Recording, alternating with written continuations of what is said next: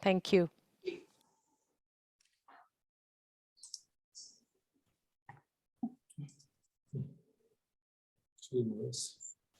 Poi tutti là l'hanno staccato. Ok.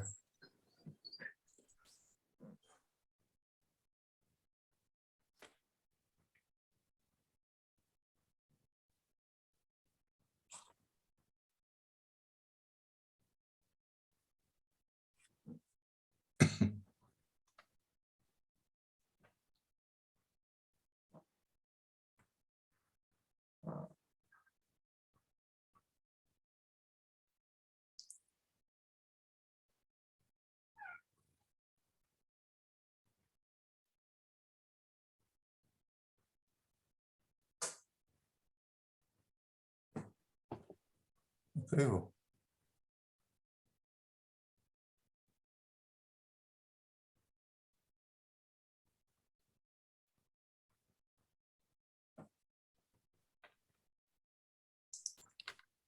Good morning. Good morning, everyone. Who would you like to begin? Good morning, good afternoon, good evening, greetings, Happy New Year. My name is Ye Pinghu. You can see my spelling on the screen.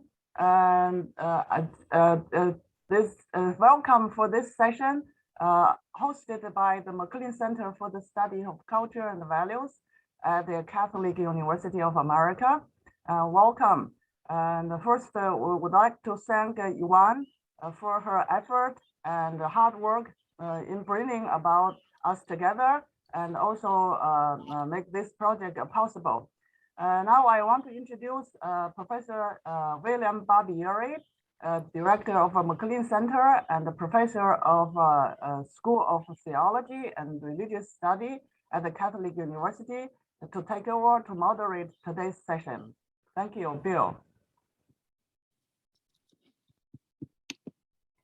Your mic. Your mic. Open Your- the microphone. Your mic. The microphone. Got it. Well, thank you very much, Dr. Hu. And let me add my welcome to everyone around the world who is joining us today. And let me echo Dr. Hu's thanks in particular to Professor Ivan Sudona-Slobitten, who has organized and conceived and inspired this program over the last few days. We meet today. I welcome all of you to Washington, D.C., where we're hosting the conference today, in day 5 of the program, Educate and Exercise the Space of Knowledge, Grounding Cross-Disciplinarity and Cross-Culturality in Romano Guardini's threefold seeing of the world, or as we've been speaking of it, the Blick Christi. Today's program is being offered under the title, The Meaningfulness of Guardini's Thought in the Contemporary World. And with that title and with that odd word, meaningfulness, we link the program to the broader work of the McLean Center and its associated international network, the Council for Research in Values and Philosophy. Its program over the last several years on meaningfulness of life, which has provided a theme for conferences around the world. Today, we link that to the legacy of Guardini's thought in the contemporary world. So that is our theme for today. Let me say a word about the program. We have a series of 6 speakers for you today, and then we will follow that with discussion. We will introduce the speakers in pairs, and each speaker is given 15 minutes, each pair of speakers a half hour to set their presentations out for us today. So without further ado, let me move on to the program. And have we been able to find Mr. Oehler? Has he been able to join us?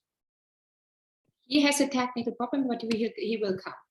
Okay, very well. Well, we will begin with the assumption that we can start with our program in order.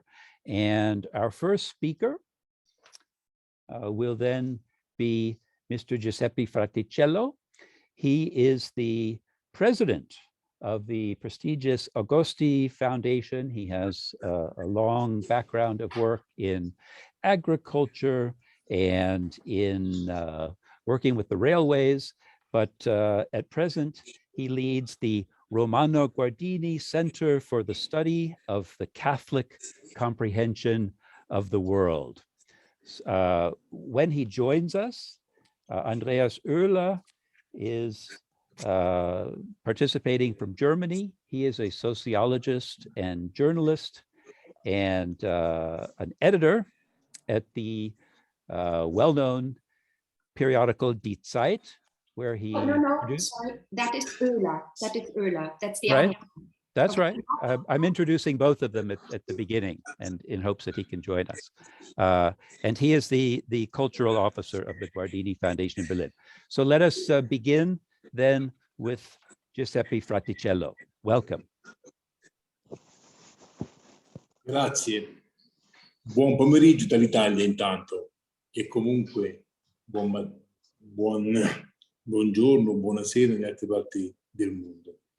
Prima di iniziare il mio breve intervento, desidero ringraziare il Centro Studi McLean dell'Università Cattolica d'America di Washington DC, che ospita virtualmente la conclusione del programma di questo convegno sul significato del pensiero dei Guardini nel mondo contemporaneo.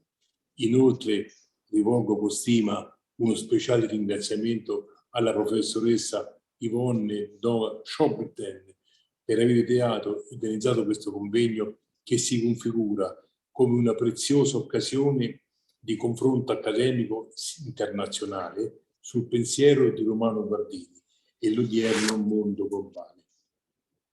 Consentitemi inoltre di inviare un particolare ringraziamento a Caterina e Virginia di Sicilia per il grande privilegio di avermi coinvolto in questa, per me e per l'IPAB Fratelli Agosti che rappresento, in questa meravigliosa ma soprattutto gratificante costruzione della fondazione dedicata al pensiero di Romano Guardini.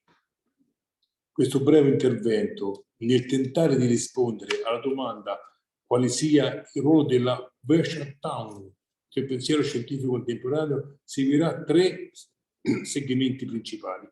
Dapprima si concentrerà sulla Weltanschauung, che cos'è, come è possibile raggiungerla, a cosa conduce e a cosa chiama l'uomo odierno. Poi si tratterà brevemente di ciò che Romano Guardini chiama l'idea degli opposti, in cui si evidenzia la necessità di una formazione che dia una visione d'insieme, che è il passo necessario, con il presupposto della fede, per arrivare alla visione cattolica del mondo, cioè alla cattolische Weltanschauung, ossia la visione che permette di guardare il mondo con gli occhi di Cristo. Si arriverà quindi all'enciclica di Papa Francesco Laudato Si, per la cura della persona, della casa comune e dell'ambiente.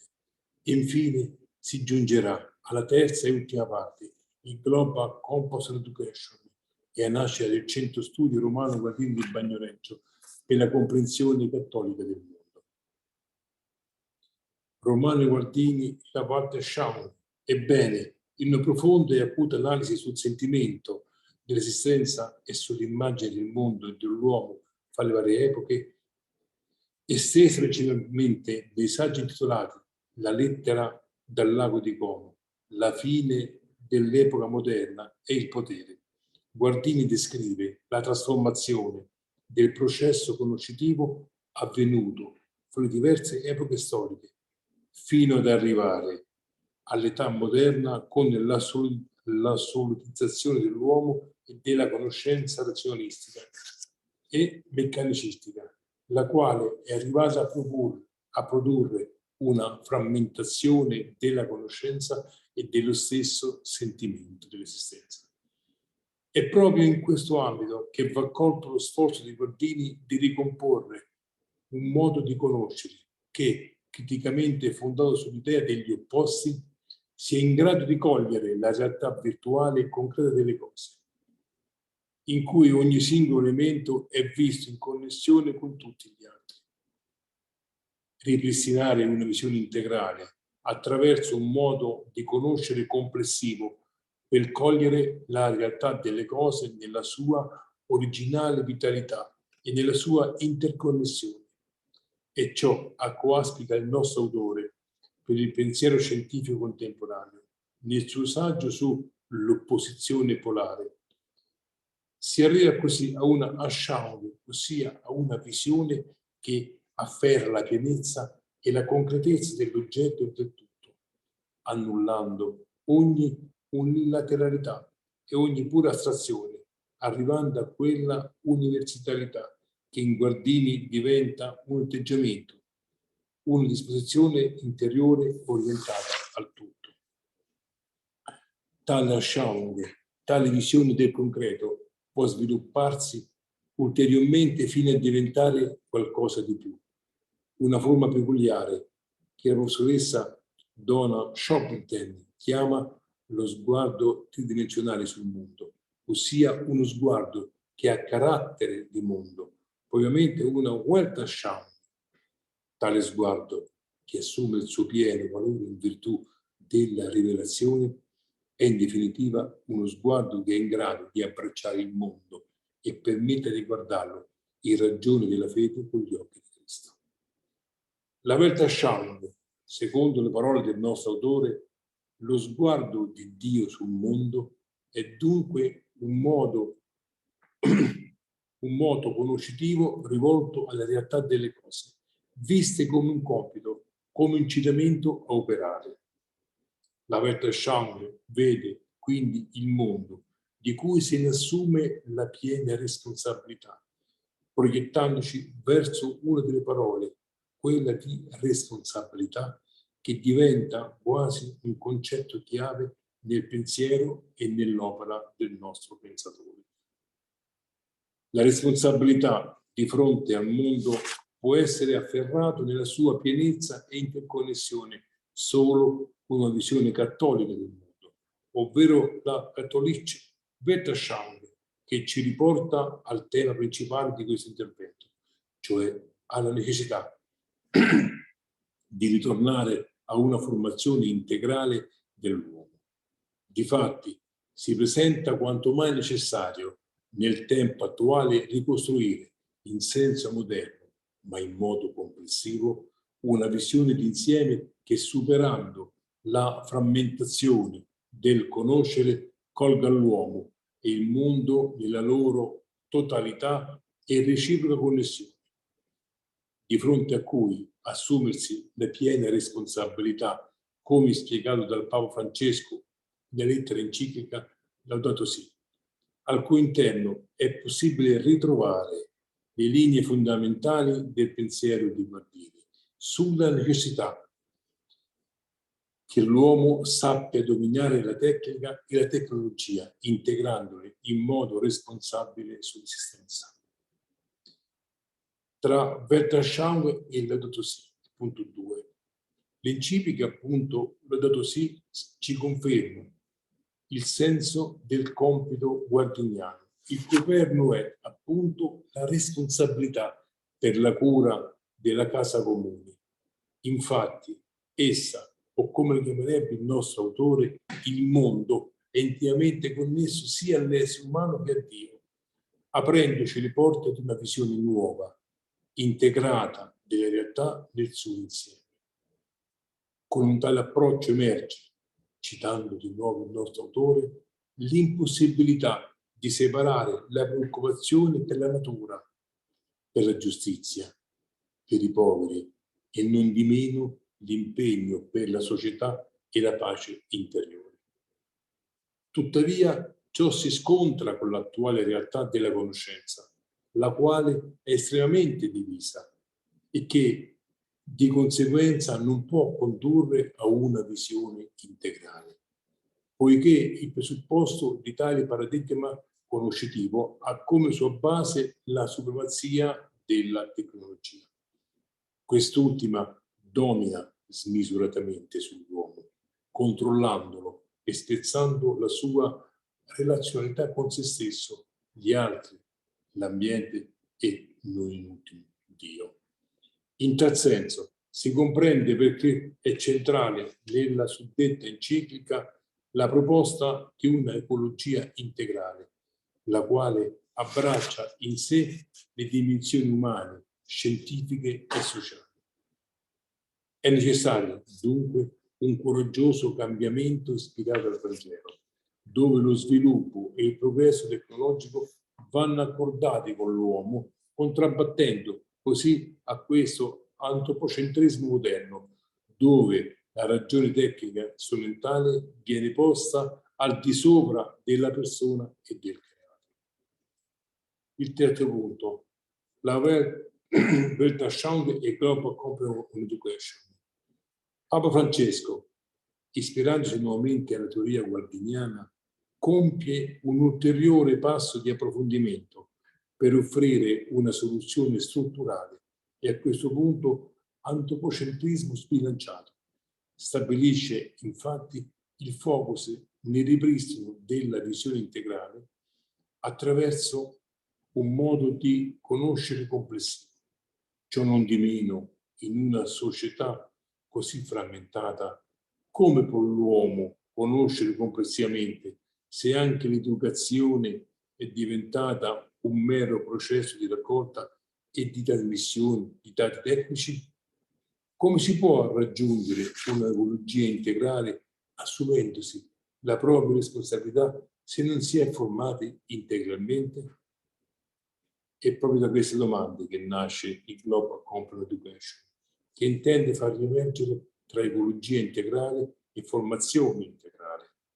In tal senso, Francesco ci spinge a trovare la convergenza globale per un'educazione che sappia farsi portatrice di un'alleanza fra tutte le componenti della persona, tra lo studio e la vita, tra le generazioni, tra i docenti, gli studenti, le famiglie e la società civile, con le sue espressioni intellettuali, scientifiche, artistiche, sportive, politiche, imprenditoriali e solidali.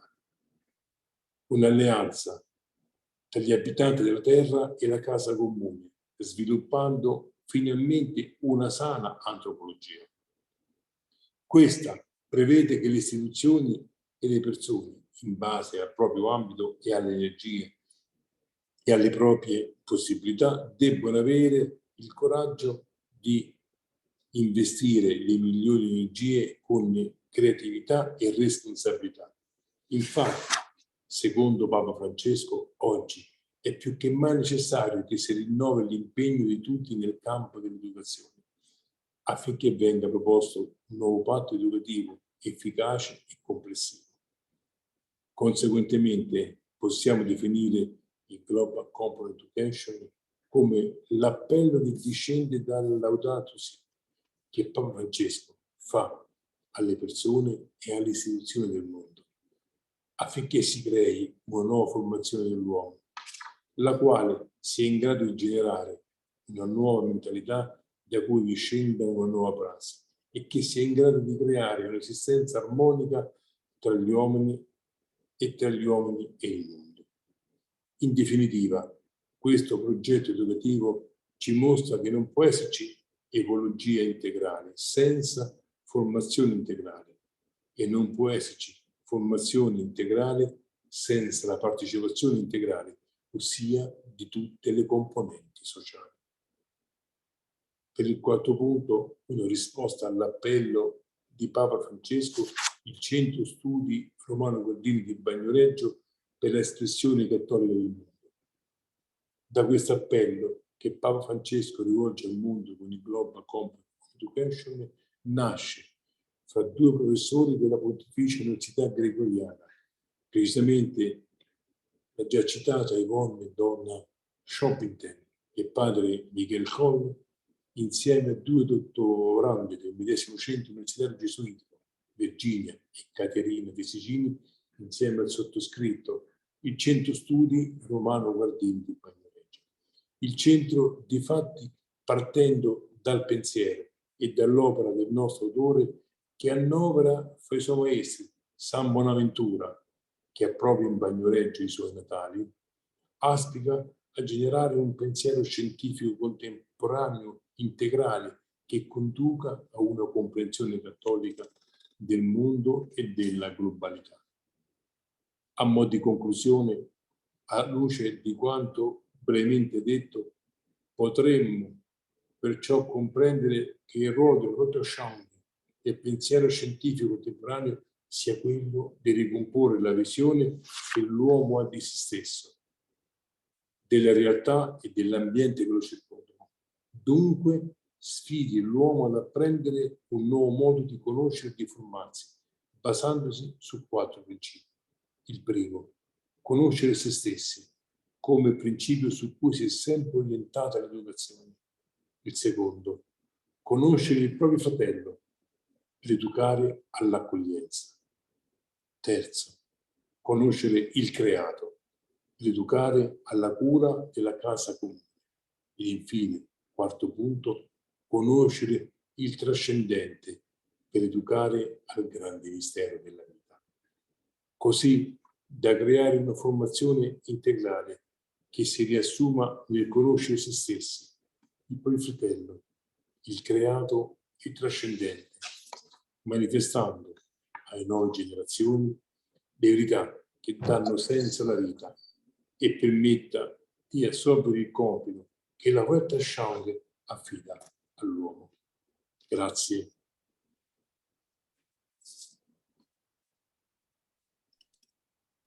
Thank you very much, Giuseppe Fraticello, for those words.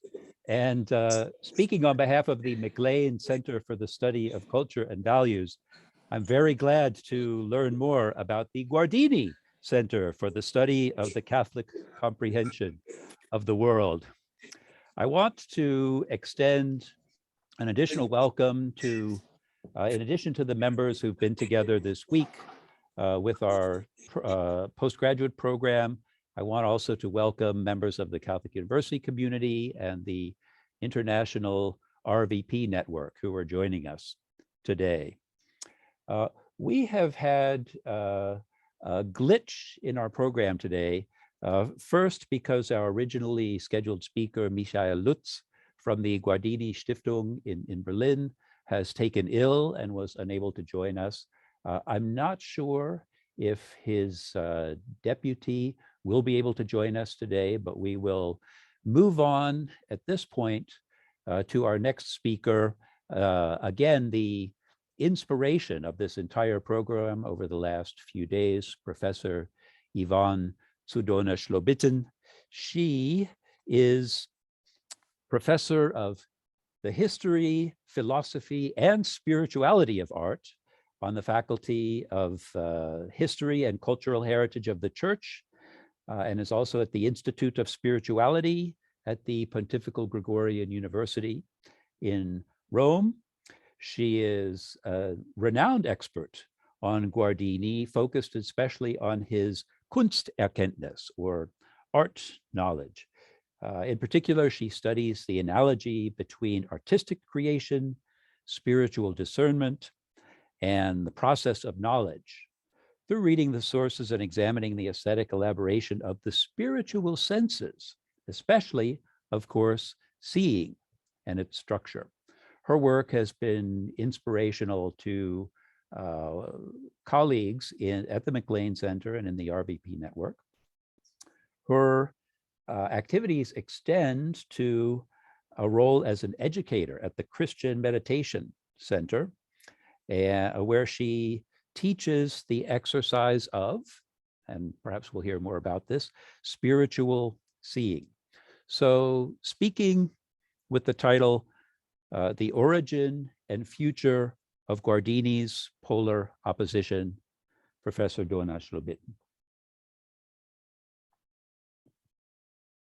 Thank you so much for your beautiful introduction.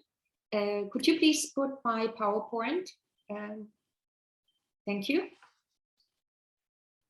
First of all, I want to thank all the people who helped me to arrive to this final session and contributed with their ideas and talks to the reflection that follows here. Especially, I want to thank Helmut Zenz in his role as one of the members of the Diocese Commission in Munich, and who was so kind to share the new material on Guardini from all the archives with me. And together in a group, we were trying to see Guardini with new eyes and free him from the look from the disciplines and try to apply the Weltanschauung on his own thinking and writings. First slide. Guardini states, the Weltanschauung is a confrontation between me and the world. Could you do the next slide, please? Thank you. And kind of the world, it's a kind of a world meeting. It's a look that is embedded in life near me, closer than all science. The true ethos of this worldview consists of the truthfulness, the credibility of the look. Weltanschauung speaks of duties and demands that the world addresses to the subject. The Weltanschauung is not about action, but rather involves contemplation and understanding of the task. It is about discovering and finding out my own task in this situation and in this very moment.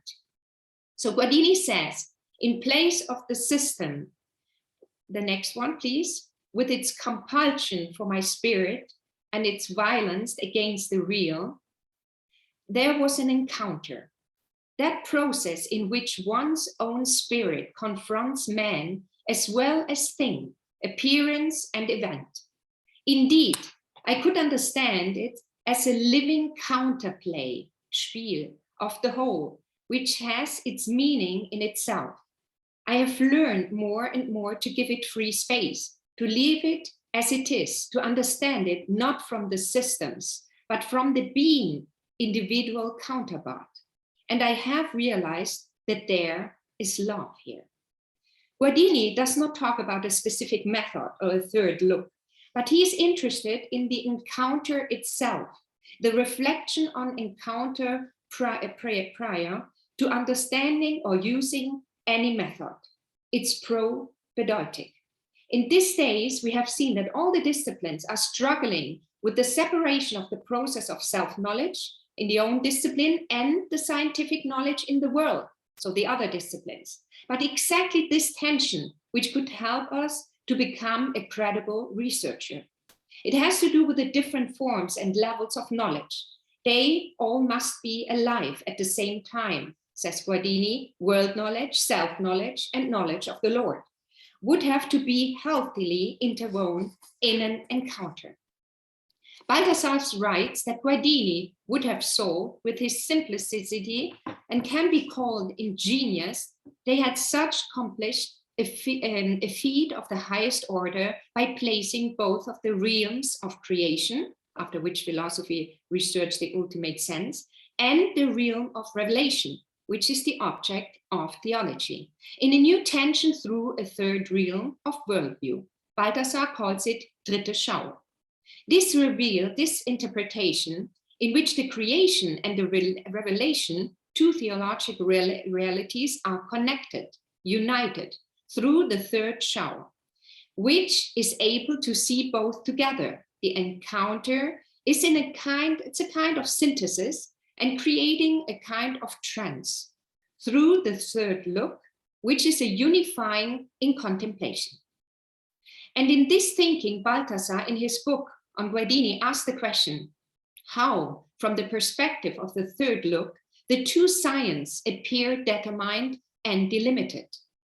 Looking at the Weltanschauung and polar opposition of Guardini seems reversed, not asking, as we heard, the new in the look, but above the new in the discipline. This was the discussion on the second day. Everybody tries to become or to come to the trance, and there were different ways and dangers. The question is if we start from the method, a way of seeing, or if we start from the world. We have to clarify the concepts of visions, imagination, Anschauung, Schau, Blick. We have seen that there are differences between the vision of Catherine of Siena, when she is in her room, all alone, praying, and Dante's vision.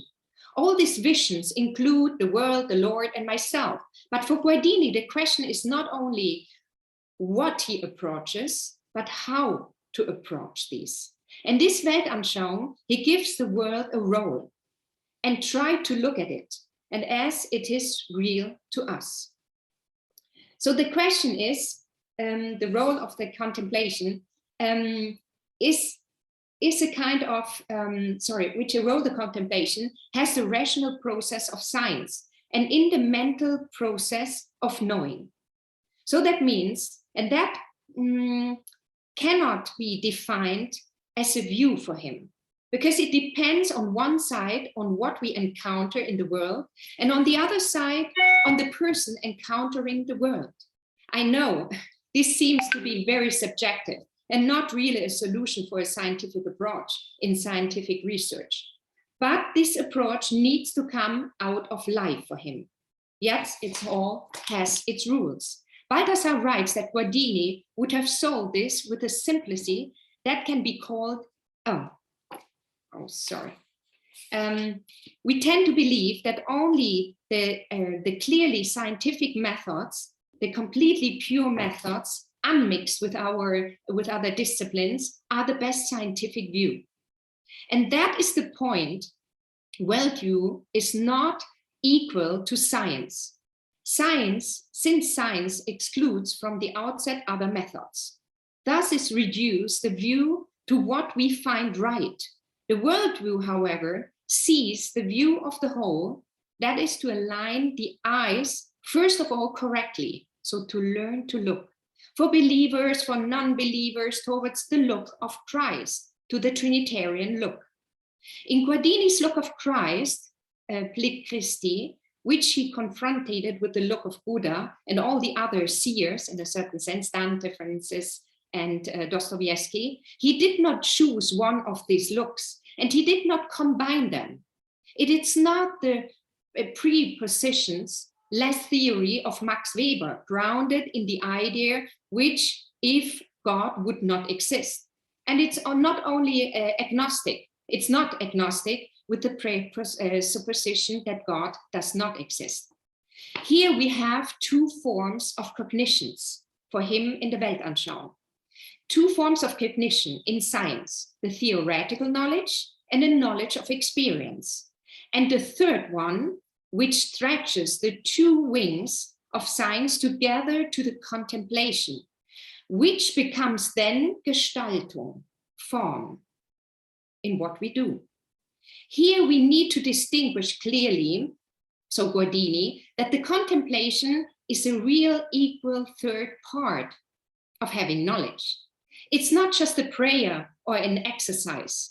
Guardini puts the contemplation on a level of scientific knowledge, and at the same time is able to stand this contemplation in between the two others, theory and experience knowledge. So it's not already a form, as Balthasar says, and distinguishes very sharp from the Gestaltung, doing, which is not on the level of knowledge. It means for him not to focus on one aspect, erkenntnis, but to give the same value to the knowledge of yourself, the knowledge of the Lord, and the knowledge of the world.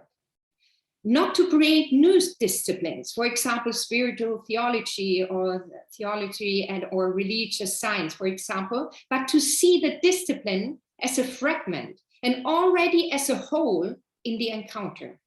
Not to establish the three forms of knowledge as a hierarchy in order to reach a higher knowledge. First a prayer, and then we do, and we go in the world, but to see them all together at the same time.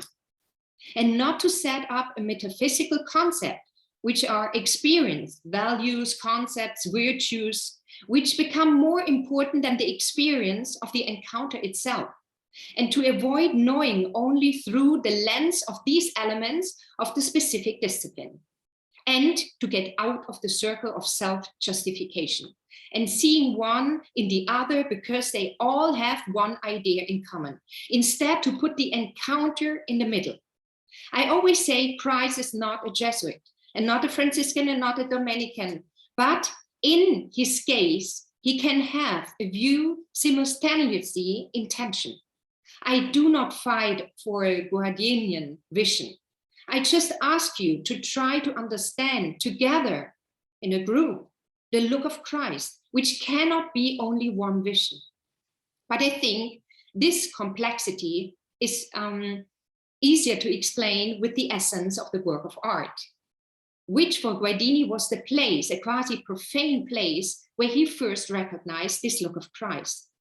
In Van Gogh, we cannot say in this symbol is the theology, and on the right side is philosophy, and below is art history, though we do give interpretations that always extract only individuals' aspects. Guardini spoke not about the content, not only, but about the religious essence of the work of art, inspired by Simmel and especially Michelangelo.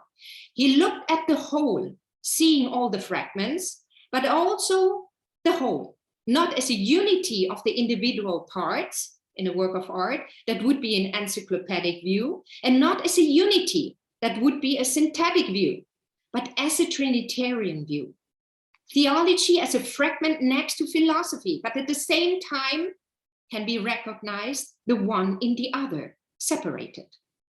This look of Christ is like the look of the artist, he said. For Guardini, it's the deepest look that exists. And he says the artist is like a child, like a prophet, and therefore we are all capable of becoming like this. Heidegger writes, we stand outside science. We stand, the next one please, we stand, for example, in front of a flowering tree, and the tree stands in front of us. It introduces itself to us. The tree and we introduce ourselves to each other in that the tree stands there and we stand opposite. In the relationship to each other, placed in front of each other, are the tree and we. So this imagining is not imaginations floating around in our head. Let us pause here for a moment, as when we catch our breath before and after a jump. We have jumped now out of the usual area of science, and even, as will be shown, of philosophy, and where we have been jumped, perhaps, into an abyss. And Guardini answers, one could recognize the essence of art as living. I would even say a prophetic thinking in which the scientific and that of the intuitive cognition meet in original congregation. After the methodological separation of the opposites strain to the highest reunite. Greek thinking has affirmed the concept, had carried out the abstraction of the last. But how strong were the forces of mystical experience and symbolic contemplation, determined intellectualism, work of a formal understanding. Power to sharp concept stood in the same connection with intuition turned towards the irrational and creative design. And so he used the words of Michelangelo in his book and put them at the beginning. Tell me, love. The next one. I'm really seeing the beauty I've longed for here, or if it lives inside my soul and I transfigure the face of my mistress. It seems to me, and that I'm always imagining, and yet I mean to form her face. Can you hear me?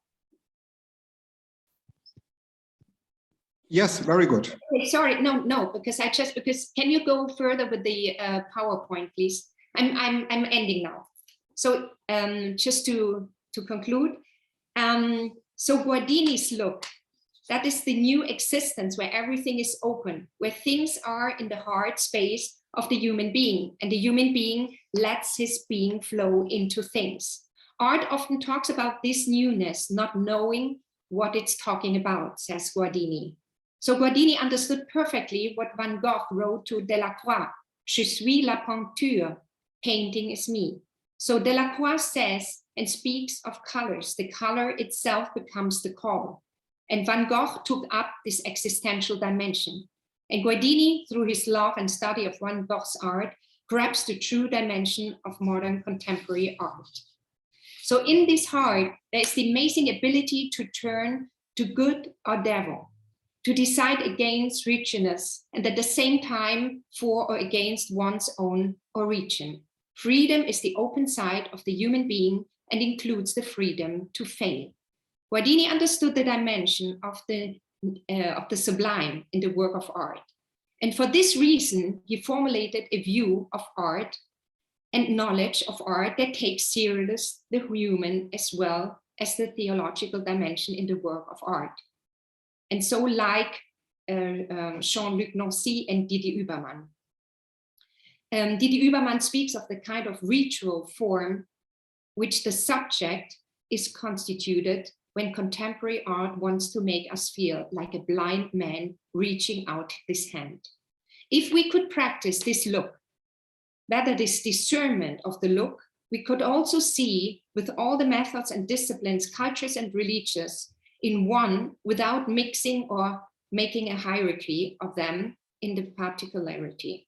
This means for Guardini not to create a work of art, but we are to become a work of art. Thank you.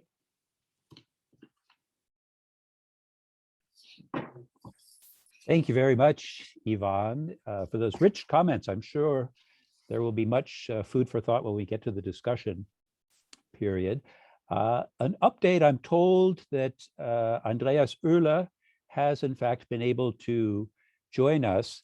He is standing in for Michael Lutz, representing the Guardini Foundation in Berlin. And if we're ready to go, I will invite Andreas Oehler to go ahead with your presentation.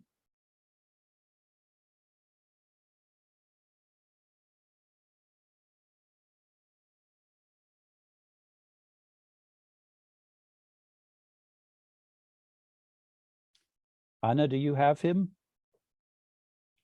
Checking. I think he As has the Trude- camera Trude- off. Trude- Okay.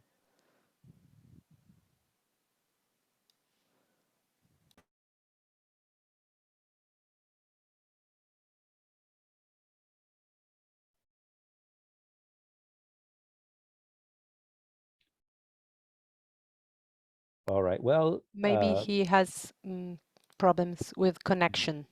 Okay, well, we'll hold off on that then and move forward with the program. So next, I want to welcome my dear colleague, João Vilaçá. He is originally from Portugal, but has also studied in Frankfurt and teaches in Italy, of course, but really he's an adopted American who has not only gotten a PhD from Boston College, but serves regularly as the leader, the director of the McLean Center's annual international seminar. He is a longtime contributor and collaborator in the work of RVP as well. Presently, he is professor of social and political philosophy at the Pontifical Gregorian University, where his special interests and research are on the study of the relationship between politics and religion, the phenomenological quest, and many issues associated with interculturality and pluralism. And he is here to give us a response to Professor Dona Slobityn's claim that Christ is not a Jesuit. No, actually, I'm just kidding. His topic is From Guardini to Levinas on the meta-ontological dimension of the problem. Professor. All right. Thank you, Professor Barbieri. Thank you very much indeed for the most kind presentation, and thank you to all. Thank you to Yvonne, and my apologies for the fact that unauthorized, as I sometimes are, I changed the title of my presentation because I decided that it would be better for me, certainly, but also for others, for the listeners, to concentrate on the topic that is the point of focalization in our discussion today. And that means that I come back to the theme, the topic of the Welt anschauung and how Guardini relates to it, because I think it ultimately determines the implications for the present and the future in our conversations. So, as we know, in 1923, Romano Guardini entered the University of Berlin as the holder of a new chair entitled philosophy of religion and Catholic Weltanschauung. The immediate need to define the term Weltanschauung worried Guardini greatly, as can be seen, for example, in a letter he sent to his friend Joseph Weiger. What is the doctrine, die Lehre of Weltanschauung? If you ask anyone, no one can tell. Well, the history of the term is intertwined with the history of later German thought, as Martin Heidegger once recalled. This term in German is no translation from Greek or Latin, for example. There is no such expression as Kosmotheoria. Weltanschauung is a specifically German coinage. The insertion of the term Weltanschauung in philosophy was due to Immanuel Kant. While affirming the human impossibility of Weltanschauung, Kant speaks in the Critique of Judgment of Geistliche Anschauung in the context of his own search for a criterion capable of assessing what is beautiful and sublime. In Kant, therefore, Weltanschauung appears linked to the aesthetic judgment of the sublime in its suprasensible dimension and concerns the transcendental subject. Pursuing the Kantian search, Fichte uses the term Weltanschauung in a rather diffuse way, yet relating it to the practical dimension of the self. In other words, Weltanschauung remains attached to the sphere of pure subjectivity. The geistige Anschauung that Kant attributed solely and exclusively to the absolute, Fichte attributes to the absolute I. However, with Schelling, the term Weltanschauung goes beyond the transcendental boundary and approaches the concept of nature. For him, intelligence is productive in two ways, either blind and unconscious or free and conscious. Productive unconsciously in Weltanschauung, conscious in the creation of the ideal world. In other words, Weltanschauung refers to the production that precedes conscious production. The Anschauung is not just mere contemplation of nature, but rather an unconscious creative act. The a priori for Schelling is no longer the self, but nature. If for Kant being is position, with Schelling, nature is being. We might say that the Fichtean absolute self is transformed by Schelling into the mystical Enkai Pan, associated with Spinoza's substance. In Schelling, therefore, we no longer have nature springing forth from knowledge, but instead knowledge flowing from nature. Differently from Kant and Fichte, Schelling arrives at the conviction that the real should not be subordinated to the ideal, but instead the ideal must submit to the real. Accordingly, the notion of Weltanschauung gains a strong existential dimension, even though Schelling remains faithful to the position of transcendental philosophy, inasmuch as he continues to aspire to the realization of an absolute system. For Kant, Fichte, and Schelling, Weltanschauung appears subjectively grounded, regardless of the subject being identified by the name of I or nature. In other words, the three German thinkers remain stuck in the duality of subject and object, so typical of modernity, as Romano Guardini so often criticizes. Then, with Romanticism, the term Weltanschauung spreads more and more and quickly becomes part of the common lexicon of literature, especially with Hölderlin, oriented as he was in more aesthetic and mystical religious direction. We might say that Hölderlin represents the existential realization of the Schellingian Anschauung theory as such. For him, art constitutes the highest expression of the religious sphere and as such remains the only instance truly capable of overcoming the philosophical dichotomies of modernity. I could go on with the position of Schleiermacher, which of course is very influential as well, but I would jump to the position of Dilthey, which is much closer to Guardini and therefore instrumental in the understanding of Guardini's position. So what Dilthey does is to insist on the radical difference between the idea, the notion of Weltanschauung and the notion of science. Science strictly controls its method, while the emergence of our knowledge of life cannot be controlled in the same way and has no sure formulas. Science places itself before a delimited part of life and can therefore achieve a rigorous analysis.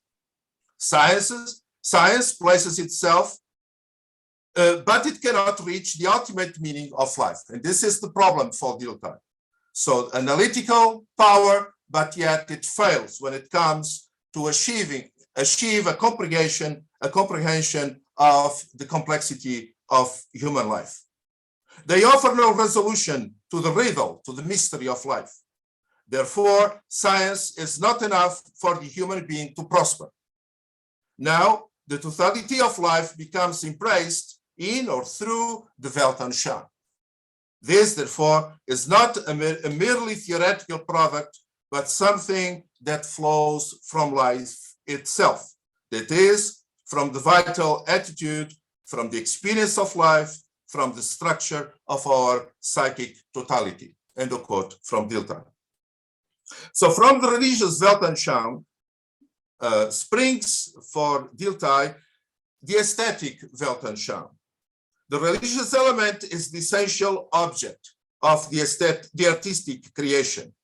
The work of art becomes the best form of religious expression, which is, of course, in polemic with Schleiermacher. For Dilthey, among all artistic forms, none is greater than poetry. In all art, but especially in poetry, life manifests itself. In this way, art offers an understanding of life from life itself, that is, in an immediate and intuitive way. The artist seeks to solve the riddle of life, not by the theoretical route, but by the route of beauty through symbolic mediation.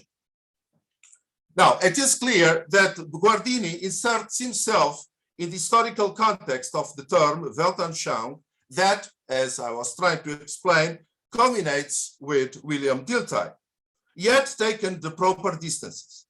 He immediately understands that on a just understanding of the term as diffuse as it is ambiguous, depends the originality and possible success of his methodological program. In the process of understanding his own task as a professor in Berlin, Guardini's meeting with Max Scheler, which took place in the spring of 1923 in Bonn, was of fundamental importance. Max Scheler gave Guardini the key to the understanding of the term Weltanschauung and how to apply it to his concrete situation. It is not without reason that Guardini will retain a deep gratitude to Max Scheler until the end of his life. A few months of reflection, and above all, the meeting with Scheler, led Guardini to the delimitation of his task as professor in Berlin. His first course, entitled Vom Wesen katholischer Weltanschauung, presents the problematic core and his methodological path. According to Guardini, the fundamental differences between Weltanschauung and sciences lie in the extent of their objects, in their method, and in their direction. The positive sciences have as their objects certain ontological regions. Each science analyzes its part, differentiates and separates, and then reunites. The unity that results from the process is the sum of the parts, that is, an intellectual unity. Therefore, the work of science is endless. It is an infinite path that starts from the inside and moves towards the outside. On the other hand, Weltanschauung has its object of knowledge, the world, Welt, that is the immediately gathered totality. The whole is its starting point. The starting point, not the goal.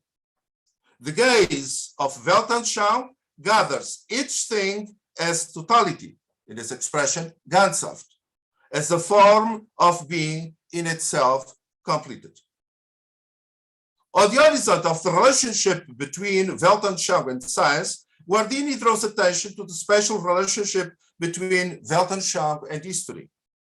The science of history seems to occupy a position closer to Weltanschauung than the sciences in general. Moreover, in order to differentiate itself from sciences, Weltanschauung also differentiates itself from metaphysics. But in this case, there is no difference with respect to the object of knowledge. Both are interested in the same thing, the world, the totality. In other words, there is a real proximity between Weltanschauung and metaphysics. The difference is rooted in the cognitive act. Metaphysics is primarily interested in the world from an ideal standpoint. Its interest is in the world of essences, the universal, and considers concrete reality as a mere case, that is, as an accidental condition that must be abstracted. Concrete reality becomes a mere starting point, and the goal would be its assumption in the sphere of the concept. In contrast to metaphysical philosophy, the Weltanschauung searches and apprehends reality in its most concrete aspects. Because of time, I need to jump a few lines. So if it helps the translator, I'm now on page 7 of my paper. So for Guardini, one of the fundamental errors present in modernity is to try to separate faith from the world in such a way that faith no longer is inserted in the world, and the world no longer is rooted in faith. The believer, however, must know that, like Christ, he or she is not simply in the world, but constitutes the world, is part of the world, indeed is world. Accordingly, the path of Catholicism is not to be mistaken for a golden road. Indeed, it has nothing to do with what Guardini calls a featureless mediocrity. Catholicity is something living, and thus not pure. It is formed out of a tense unity between all opposing types that are conceivable. No wonder, thus, that Guardini comes to summarize his task of over 40 years as a professor of Christian Weltanschauung, first in Berlin, then in Tübingen, and finally in Munich, in the following way. I define the Christian Weltanschauung as the look at the reality of the world made possible by faith. And then the doctrine, die Lehre, of such Weltanschauung as the theoretical investigation of its presuppositions and its content. For him, Weltanschauung is the reality of the world made possible by faith. And the Catholic Weltanschauungslehre is nothing but the scientific understanding of this gaze and of what it sees.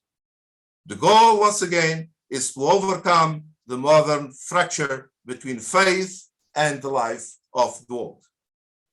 Guardini's first course at the University of Berlin, as expected, defined this method for working in the realms of higher education. But at the same time, it became much more than just that, as the method he devised in 1923 was destined to mark his intellectual output for the rest of his life. While rejecting both the deductive method, which in the case would be to move from the truth of faith, of dogma, and then ask how the world presents itself from his point of view, and the inductive method, which would be to start from a particular field of reality and ask himself where it is situated within faith, and from faith to look to master the particular problems of that field, Romano Guardini chose to position himself between these two methods, in between.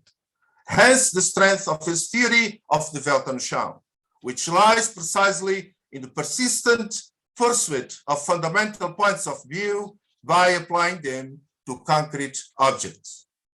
The aim was to turn to that given, the Gegebenheit, in which the universal, Allgemeines, and particular, Besonders, are linked in a peculiar way, that is, in the historical personality, or what he calls the geschichtlichen Persönlichkeit, in the living Gestalt.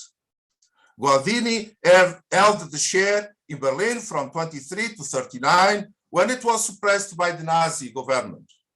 After World War II, the chair was recreated with the change from Catholic to Christian, and he held it from 45 to 48 in Tübingen, and then from 48 to 62 in München.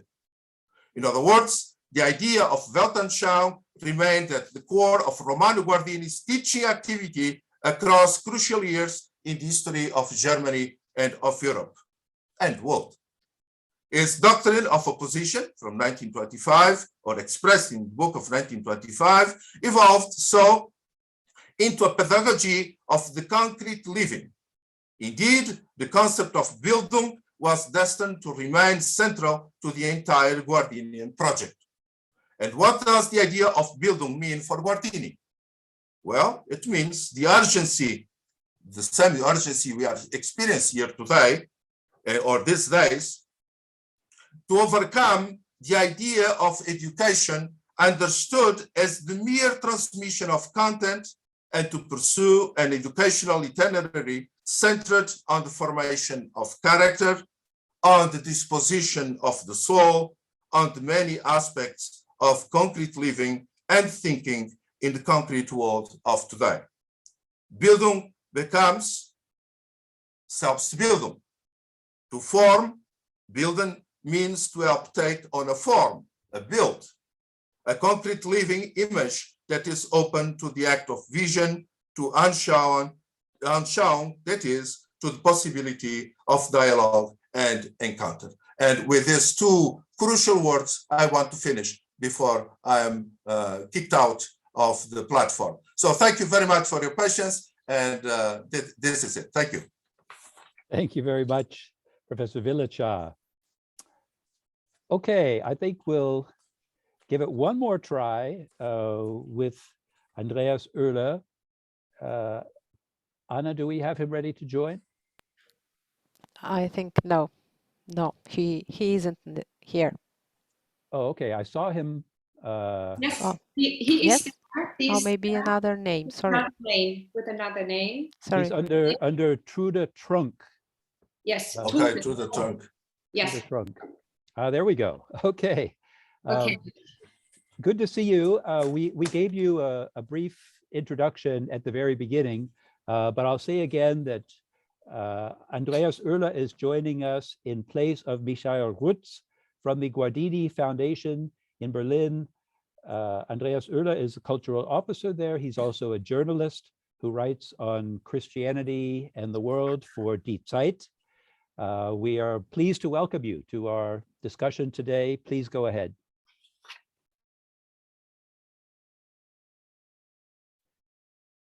Let's see, we can't hear you.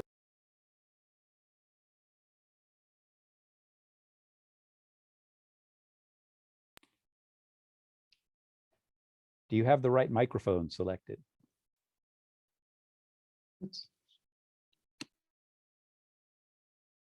Still can't hear you.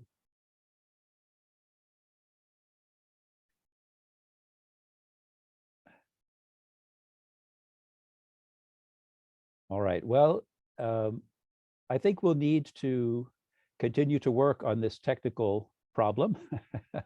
So we'll move on in the program and then come back to you if we can get that resolved. So next up, we'll turn to another longtime colleague of mine, Professor Holger Zaborowski, who is a well-known scholar of Heidegger in particular, and of the philosophy of religion in general. His academic career has taken him presently to Erfurt, but he has also had stations along the way at Valendar, where he was the rector of the university, and before that at the Catholic University of America here in DC. He is presently chair of philosophy on the theological faculty in Erfurt, and his many publications include some advice in works like Live Reverently, Food for Everyday Thought, and Be Human, Philosophical Essays. So we look forward to Professor Zaborowski's comments on our themes today. Holger.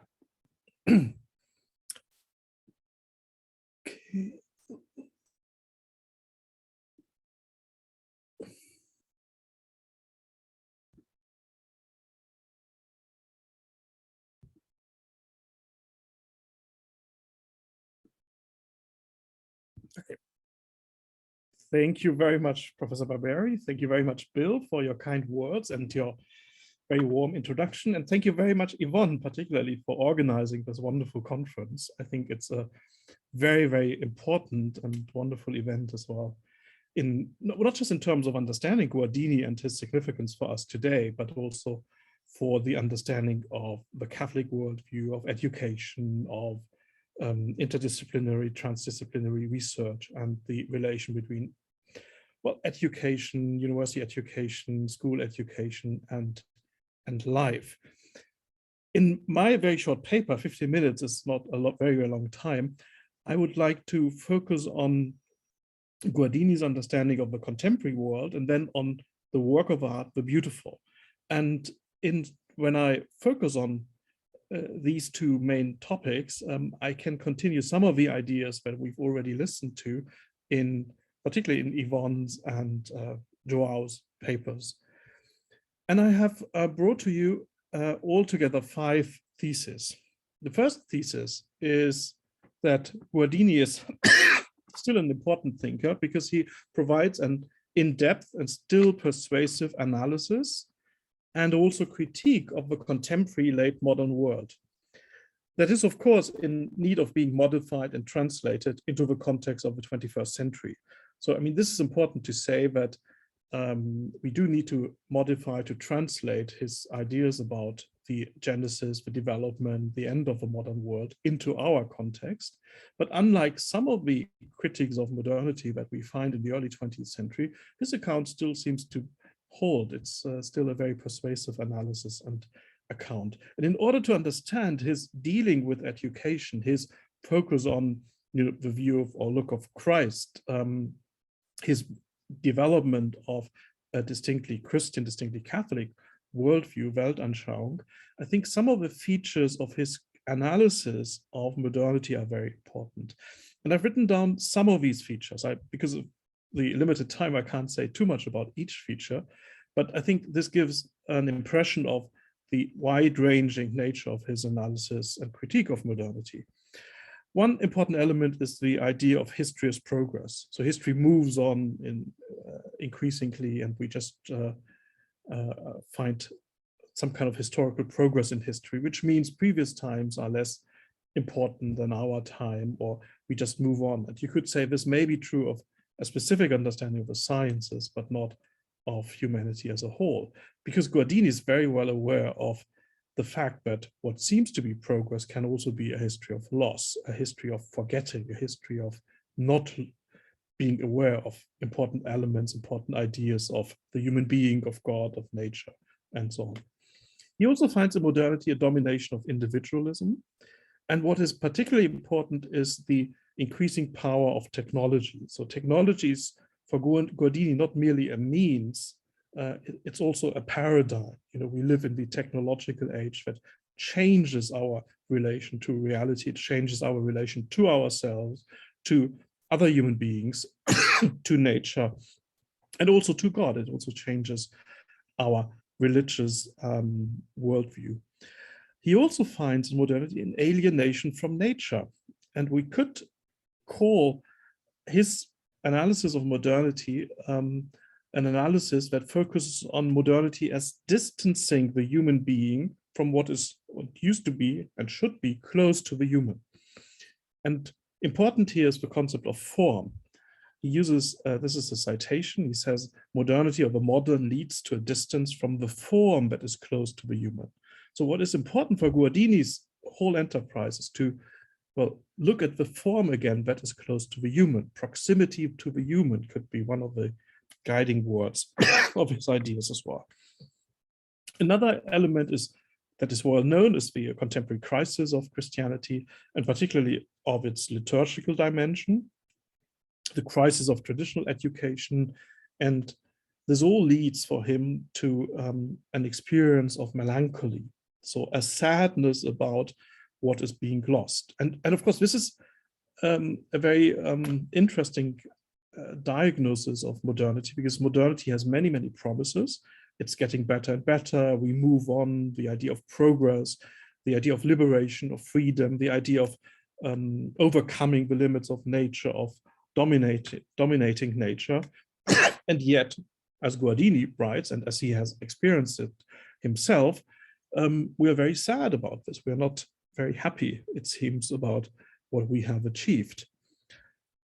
Second thesis is his view of modernity. His really, really radical critique of modernity is not anti-modern. And this is why Guardini distinguishes himself from sort of anti-modern critics of modernity, people who want to go beyond modernity in the sense of going back to some kind of idealized pre-modern medieval world. Guardini is by no means anti-modern. He is a distinctly modern thinker. I think that's important to emphasize. He embraces modernity, what is good about modernity, but he focuses on problematic features of modernity. And I think this is the tension that he experiences. Maybe it's even a polar opposition within himself, that he experienced himself as modern and critical of modernity himself, or as a distinctly modern figure and thinker, and also as critical of modernity. So first of all, this means he appreciates what is good about modernity, and examples would be a particular understanding of the human person, a particular understanding of freedom, of nature, for example. So Goethe, the Goethean view of nature, plays an important role for him. But he finds also many modern thinkers that he thinks very highly of. Think about his work on Pascal, on Dostoevsky, on many other thinkers. So he's not just dismissing the modern mind, he is looking at the problematic features of the modern mind. So he develops a critique of modernity from within, and he speaks explicitly about the need to say yes to our time. So he's a deeply historical thinker. He's not, I mean, we do have these thinkers, particularly in the Catholic tradition, who simply seem to want to escape history altogether and jump into some kind of eternal thought. Guardini is not one of those thinkers. He's a deeply historical thinker. For him, it is not possible to leave our historicity behind. This would be naive. So no return to pre-modern times is possible. It would mean to deny the very nature of history and of our human historical existence. But we need to understand modernity, and his attempt at understanding modernity is not just an attempt at understanding individual events or facts from a historical perspective. But what he's interested in is to uncover the underlying worldview of modernity, or the worldviews, the complexity of different, sometimes antagonistic worldviews in modernity. So, and he focuses, according to his great book about contradictions or polar oppositions, and his fundamental idea that reality is made up of these oppositions, he focuses on the tensions, contradictions, polar oppositions, the ambiguities within modernity. And he comes very close, and I think this would be a very interesting enterprise at some point. I don't have time to do this today. He comes very close to two thinkers of the Frankfurt School, left-wing Marxist, neo-Marxist thinkers, Horkheimer and Adorno's dialectic of enlightenment. If you look at Adorno's later philosophy of art, there's some really interesting parallels as well between Guardini and Adorno, but I can't go into detail here. And then C.S. Lewis's The Abolition of Man, written in the early 1940s, I think is another book, another attempt at analyzing modernity that comes quite close to Guardini. So just to put him into a wider historical context. Then the third thesis concerns the end of modernity. So Guardini is maybe the first, or one of the first postmodern thinkers avant la lettre. So he's very well aware of the coming end of modernity, and the end of modernity is not just coming in several decades or at some point in the future.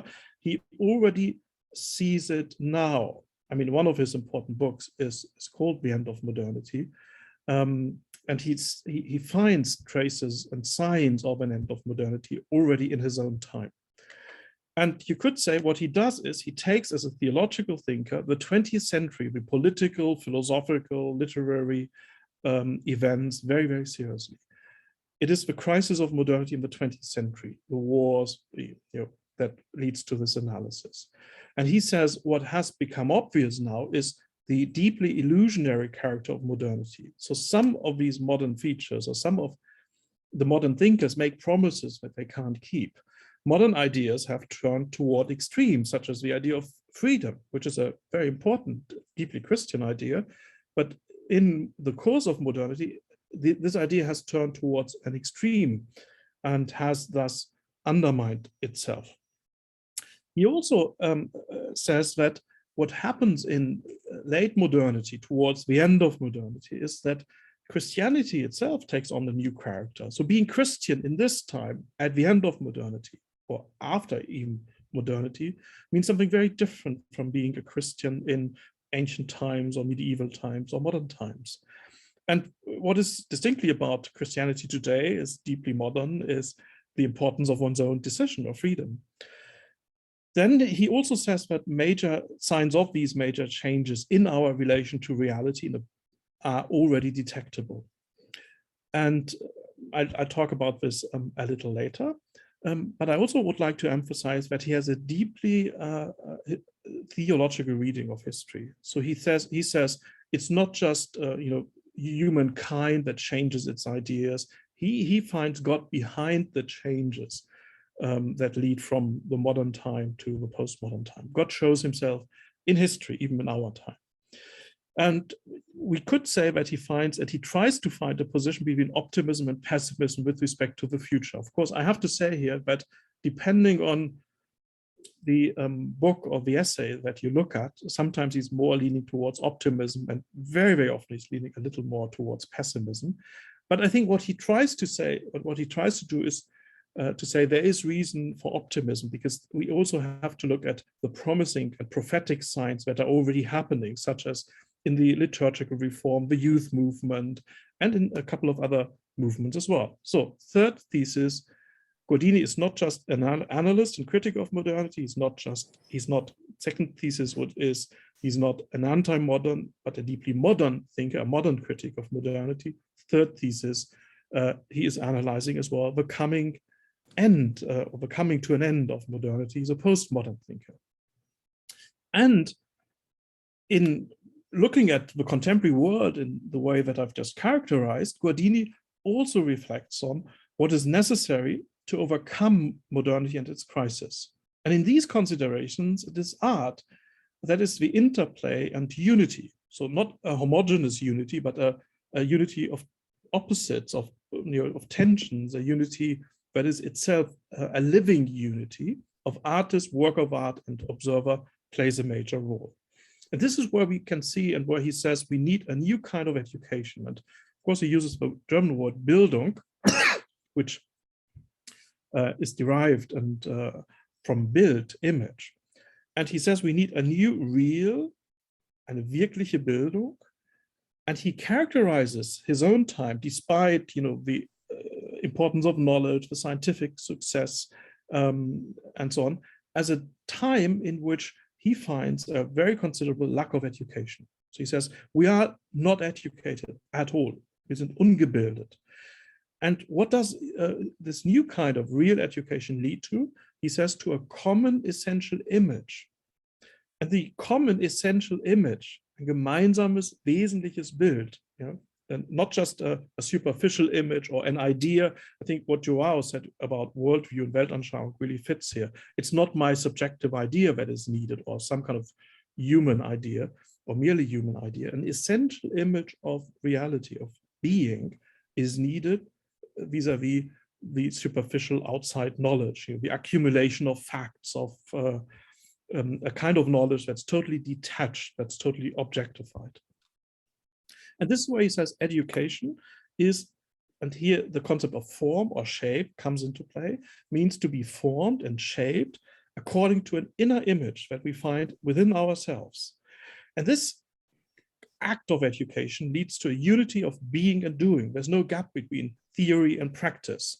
It leads to unity of thinking and action, person, and context.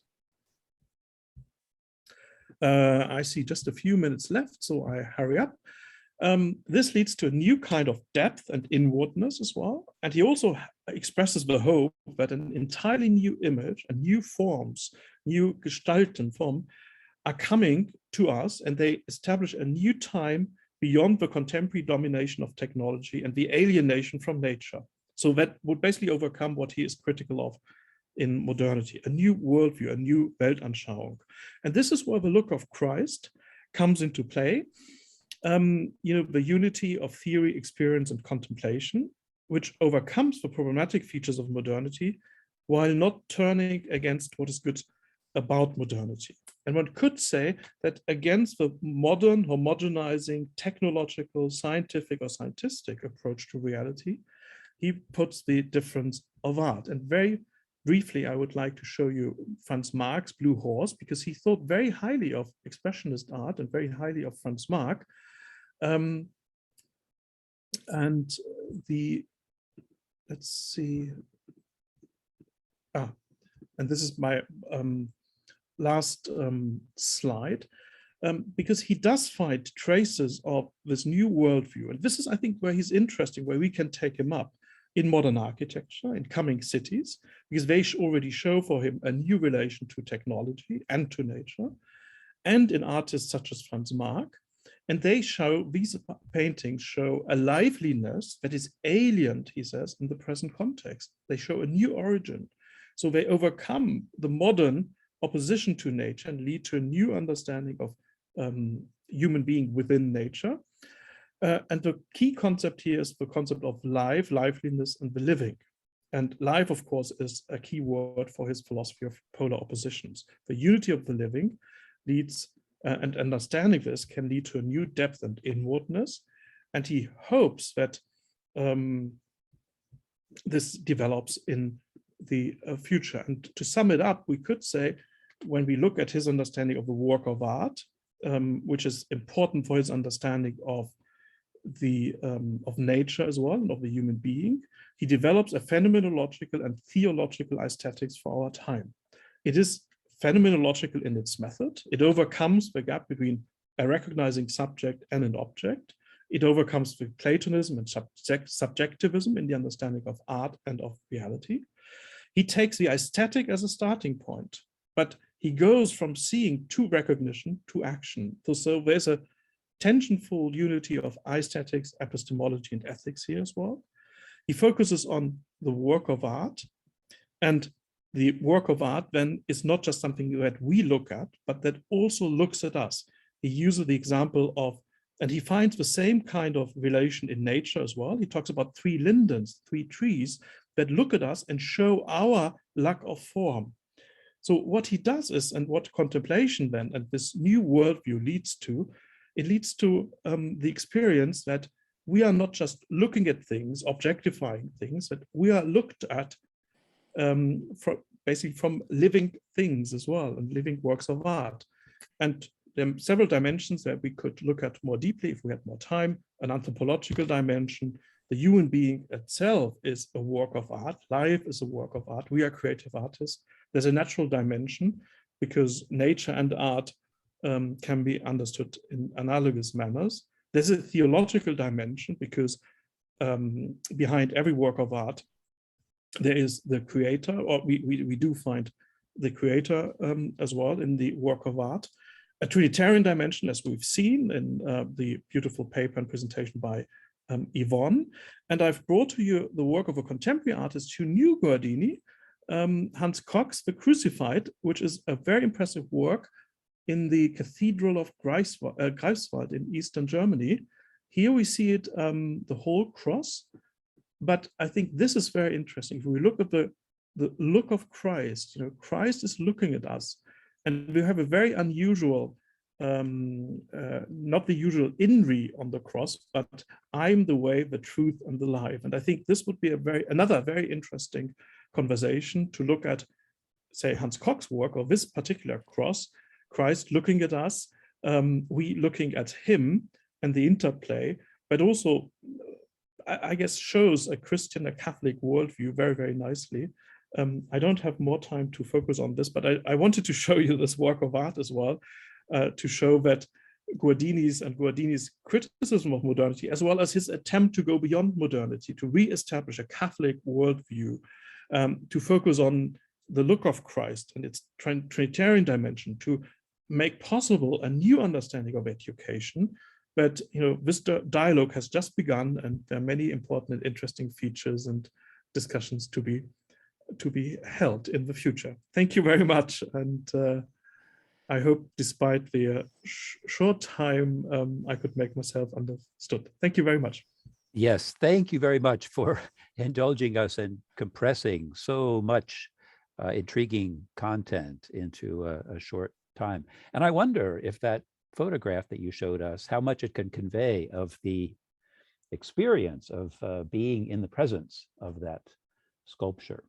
That's a question I'll return to in a little bit, but we are going to give one more try. Third try. To Andreas Oehler. Okay, do you hear me now? Yes, okay. Yes, we do. Take it away. The poet Brecht said, patience is exhausted by being taken up too much. I will read.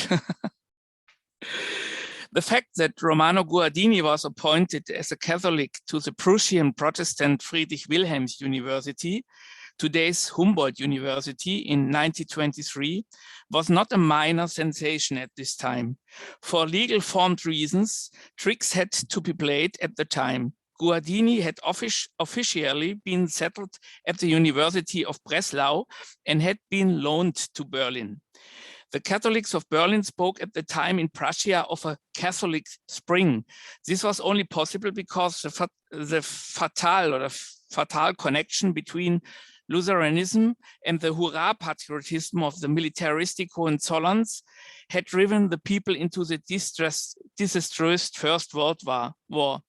The loss of confidence in the state-bearing denomination could not longer be overlooked.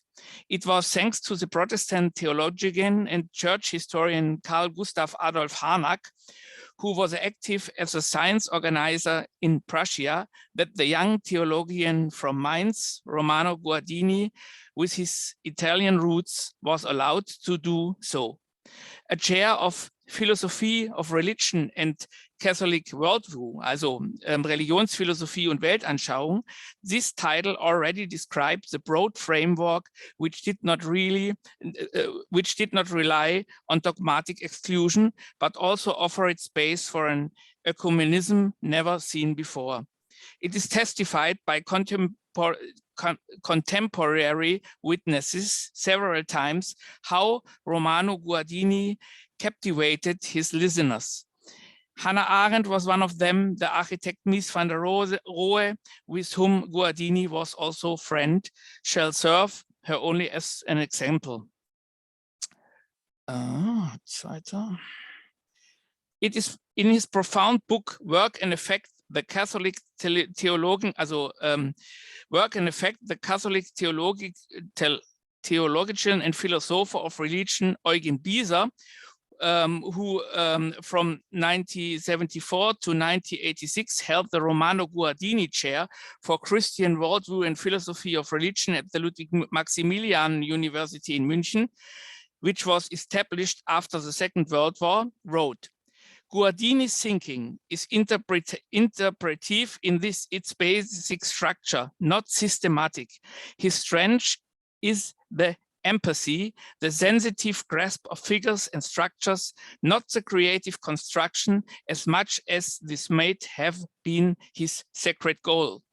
Dedicated to interpretation, he needed, in order to become creative, the stimulating impulse, the consternation by the thing, which was his interpretative interest. Guardini is a philosopher of question marks. Dogmatic exclamation marks are found only mildly in his theological works, such as The Lord. But as a kind of Socrates in the technical age, who seismographically grasped spiritual and cultural upheavals like few scholars at this time, he is still relevant, a splendid analyst of epochal ruptures, but who at no time opposes progress. Progress is assigned to us by God. We have to accept it, to shape it. The thought game is there to avert human catastrophes, or at least to prevent them. Whether it is about crisis of meaning of the individual in the age of the masses, whether is it about melancholy as an attitude to life, Roman Guardini is still close to the questions of the time. It goes without saying that such open-ended thinking was incompatible with National Socialistic Nazi ideology. In 1933, Romano Guardini was chased from his chair and survived in a kind of inner exile in Mooshausen until he accepted a chair at the Ludwig Maximilian University in the time before he was in Tübingen and later in Munich after the war. Roman Guardini died in 1968 in a time of upheaval. Also, his archive is very cared for the Catholic Academy in Munich. In 1987, the political idea arose to make Roman Guardini's present again in Berlin. The Guardini Foundation was established at the time with massive support from the Chancellor Helmut Kohl. It organized and develops events at the interfaces of art, science, and faith. The Guardini triangle, which is also reflected in its logo, can show it. In 2004, it succeeded in re-establishing a Guardini professorship at the Faculty of Theology of Humboldt University in 2020. It was transferred to the newly founded Catholic Institute at the university. It will be happy to answer any questions you may have about the current structure, and also above this further development stands the still true sentence. Romano Guardini's sentence, culture is something different than modern times meant it to be, not a beautiful security, but a life and death risk of which now one knows of it will end. Also nobody knows if it will be end, and the same thing is also to the new construction of the Guardini Lehrstuhl. It was a big, wie sagt man, changing that the Guardini Stiftung, which was settled at the Protestant faculty in Humboldt, changed to the Catholic Institute. You will ask why it was so.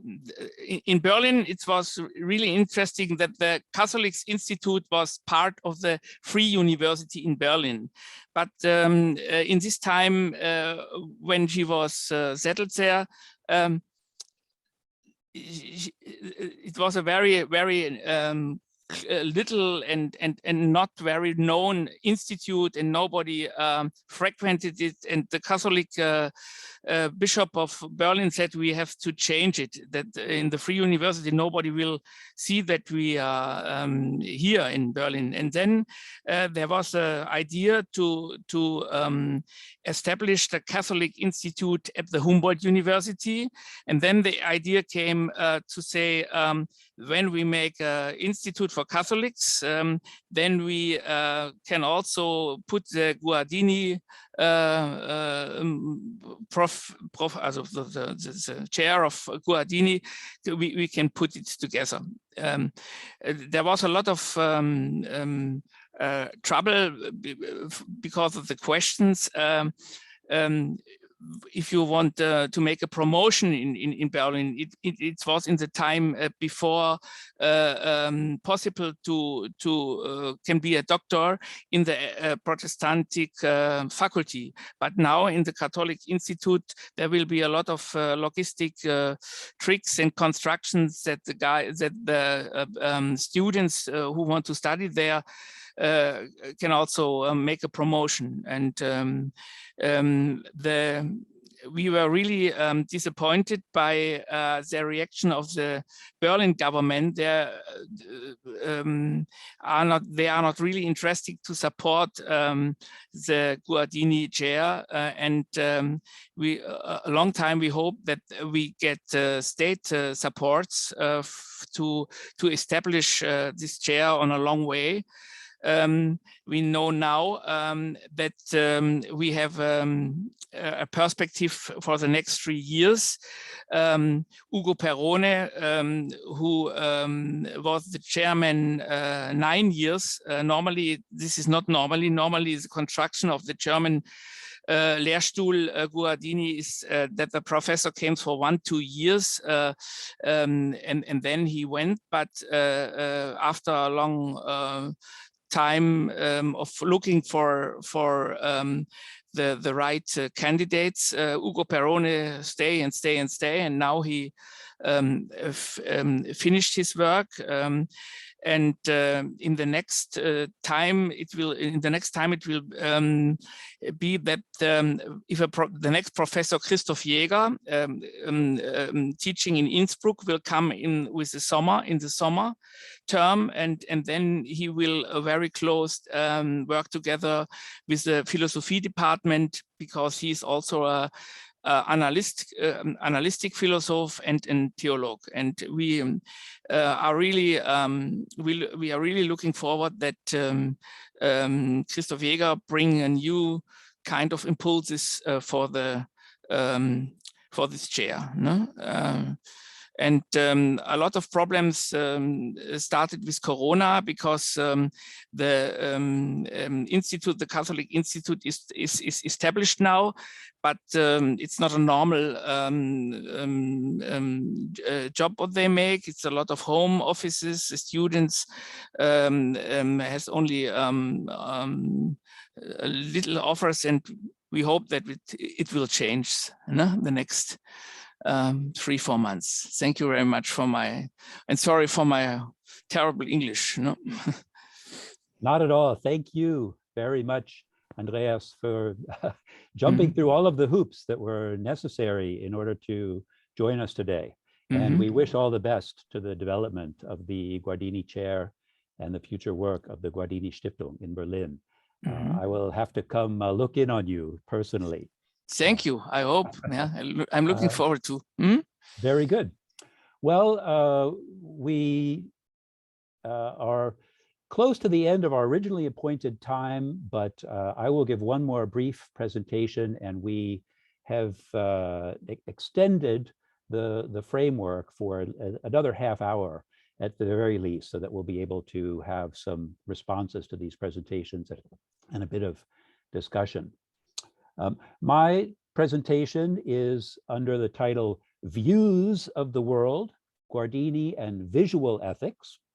And I want to take just one more opportunity to thank Ivan Dohna-Slobityn in particular for providing the opportunity today to think through some issues in the epistemology of seeing in light of Guardini's methods and insights, issues that I've encountered in my own work. In particular, I've found the conception of the threefold seeing of the world, and more broadly, Guardini's Trinitarian methodology, both helpful in formulating a response to a problem I've bumped up against in some of my work on what I call the visual ethics of human dignity.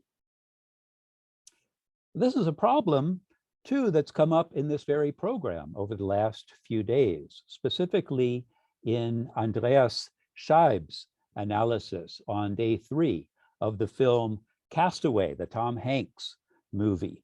Tom Hanks's friendship with the volleyball, Wilson. And it concerns the relation of the viewer to human subjects and the world, as shown through photographic media. So I thank you again, Jorge in particular, for showing us some photographs. The question is, does film in still photographs and also in moving pictures, that is in film, does it petrify and deaden reality, as for example, Roland Barthes has argued? Does it distance us from those shown and inure us to the essence of their humanity and the meaning of their suffering? Or, on the other hand, does it bring them closer? Does it help us imaginatively bridge the gap separating us? And does it even give us or help generate an ethical response, underscoring Levinas's assertion that ethics is an optics? Well, can we put up the PowerPoint presentation in order to help expand on this question? A bit of context for this, for what I see as at stake here. First of all, on visual ethics. Visual ethics, as I pursue it, is a field of research that aims to expand the traditional focus in ethics on words, on texts, on discourses, in order to encompass the moral dimensions there may be to images, to pictures, to visuality in general. There are many directions in which this multidisciplinary undertaking can go. I personally have spent time on exploring the ethical dimensions of our interactions with paintings, with still photography, and with both documentary and imaginative feature films.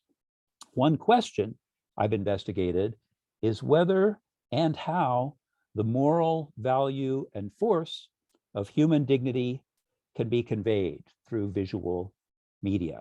And the presentation or the representation of human dignity is a question that is close to the topic of suffering in images, distant suffering, as it's been formulated by people like Luc Boltanski and Susan Sontag. Let's pull up the next slide here. How human dignity manifests itself in general is first and foremost a complicated philosophical question, one that has gone through a number of historical phases. But based on my own reading of the historical tradition of thinking about dignity and human dignity in particular, going back to classical times, I've concluded that there are two rather different ways in which human dignity has been understood. I call these the apologetic approach and the axiomatic approach to accounting for human dignity. The apologetic approach is reflected in accounts that presume that human dignity has to be justified discursively or symbolically with respect to logically prior distinctive features of humanity. We have human dignity because we have reason, or because we are created in the imago Dei, or because we have a particular kind of autonomy in the Kantian view. A different approach sees human dignity not as something that has to be based on, grounded in, justified in connection with something else, but sees it as itself axiomatic, sees human dignity as autopoietic or self-manifesting, operating as a moral axiom, the validity of which hangs together with the ethical consequences that flows from it and grounds them rather than having to be grounded on something prior. So those are two broad strategies that we find philosophically, theologically. The issue becomes how these approaches engage with different approaches in the study of images and pictures. So let's go to the next slide how human dignity manifests itself in general. Is itself a tricky question, but there are the axiomatic and apologetic modes can be related to different fundamental approaches to the study of images, known as, on the one hand, image studies or Bildwissenschaft, and on the other hand, as visual culture studies. Very broadly, the visual culture approach, and we can progress here through the slide, focuses on the context through which pictures represent things. So the visual culture approach emphasizes meaning, where the Bildwissenschaft approach emphasizes presence. It has an epistemological focus rather than an ontological focus. It concentrates on the content, the context surrounding pictures and within pictures, whereas image studies takes a more formal approach. Visual culture thus emphasizes semiotics, whereas image studies is more phenomenological in its approach. Correspondingly, visual culture privileges hermeneutics. Bildwissenschaft is linked with a field known as Bildanthropologie. So the bottom line here, there's one more line on the slide, is that visual culture pictures images as representing what is behind them, if you will, whereas image studies instead sees images more directly as presenting images. So this raises the question for us, which understanding of human dignity,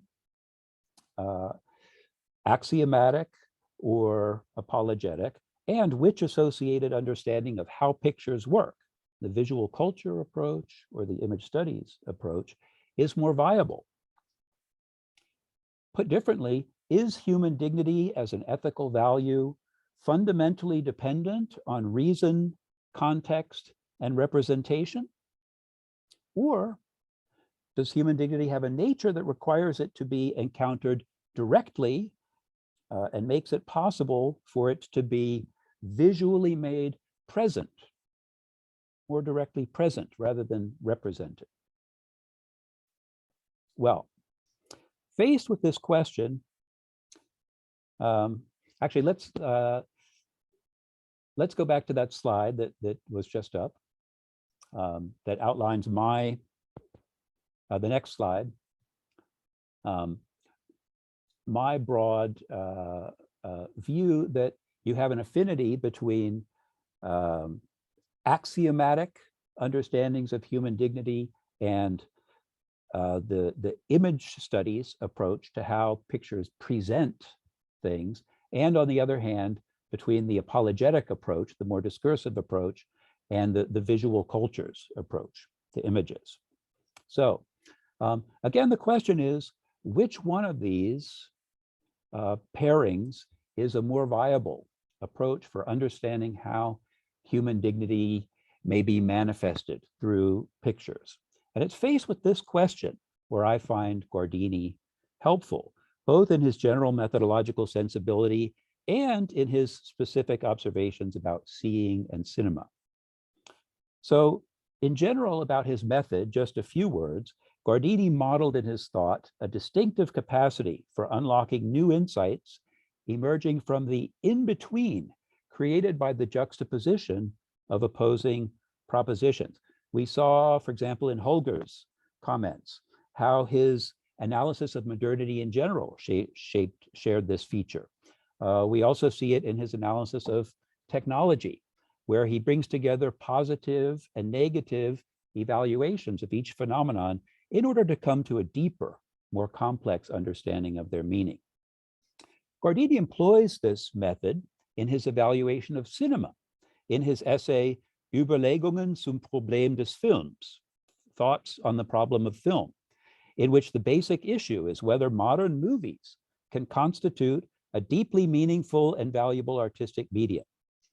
As it turns out, this problem turns largely on the question we've been discussing of whether a photographic medium, such as film, can produce a genuine and hence spiritually enriching encounter with reality or not. Applying his method, Guardini first focuses on the negative, enumerating a list of defects that render film wholly inadequate as an art form, especially in comparison to the theater. Actually, let's advance one more slide just to have an image before us that arguably manifests something about human dignity. Back to Guardini. Here are several complaints he has about movies. Movies are corrupt commercial vehicles that cater to the desires of the masses. Their verisimilitude, which he calls reality without truth, effaces any elements of the world out there's mystery. They overwhelm viewers with a flood of sensation. Because of their reliance on mechanization and synchronization, quote, what must stem from freedom, life itself, has become perpetually fettered in movies. Finally, last complaint, over time, the popularity of lowbrow fare contributes to a numbing and coarsening over time of human sensibilities. Now, this indictment of movies in Guardini's essay is damning.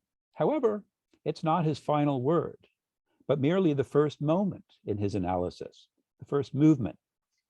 He says, we must examine the unpleasant aspect of film only in order to make a positive evaluation, which is not mere optimistic chatter. From here, he turns to a consideration of positive. In rare films, he takes to be artistically rich, such as, next slide, The Bicycle Thief. And he explores the positive promise of cinema, the possibilities for what he calls an aesthetic and ethics of film. Film, he recognizes, has the capacity, when it is well conceived, to produce an immediacy with human reality through which existence becomes sensible. Film's ability to transport us via images from throughout the wider world makes us personally more global in outlook. It integrates us into the humanum, provided that we do not passively consume film, but rather actively engage with it as responsible and critical viewers. We can experience movies as a dramatic form in which the seeing, feeling, imaginative power of man takes possession of the world's reality in its essence. In the end, the point for Guardini is not that cinema is a soul-sucking medium that condemns us to a world of fantasy, nor is it an ennobling art form that can help us to achieve a connection to a reality beyond ourselves. Rather, the point is that film generates a creative tension between reality and fantasy, an in-between space that can spark in us, and I quote here, an understanding of being as it is revealed in the individual object, and, second part of the quote, can help us or spark in us a grasp of the essential meaning of the world. It's this line of thinking in connection with film that I find constructive with respect to the broader problem of opposing axiomatic and apologetic accounts of human dignity as they are paired with opposing accounts of pictures as presentational or as merely representational. Guardini has turned my attention to those in-between spaces that may, I hope, disclose new and deeper insights into the visual ethics of human dignity. All right. We're at noon. We have half an hour for discussion. All of the papers, all of the rich presentations are on the table. Once again, my thanks to all the speakers and to the audience for your patience with our technological difficulties.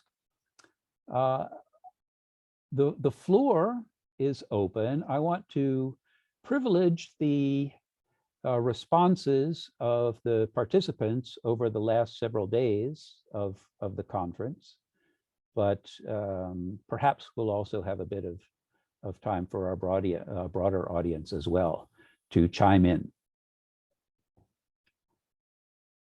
Are there questions or comments from our audience? Or, for that matter, do the speakers have comments for each other? Helmut Zenz, you're up first. Can you hear me? Yes. Wonderful. I have a comment to make a comment about the story of Weltanschauung Guardini. It seems the last days that Guardini in 1923 not has known for himself what Weltanschauung or Catholic Weltanschauung will be. He has a long contact with thinkers since his studying in Berlin by George Simmel, Anke Wölflin, and has read his famous work about Kant and Goethe, two types of Weltanschauung, 1915, and also has heard by Rickert about heterothetic and the polarity of Anschauen and Denken, and he has heard also and read also other famous authors like Windelband and also Dilthey. He has known the psychology and the Erfahrungswissenschaft and the Weltanschauung, these terminologies of these famous thinkers, long before Scheler has talked to him about Weltanschauung.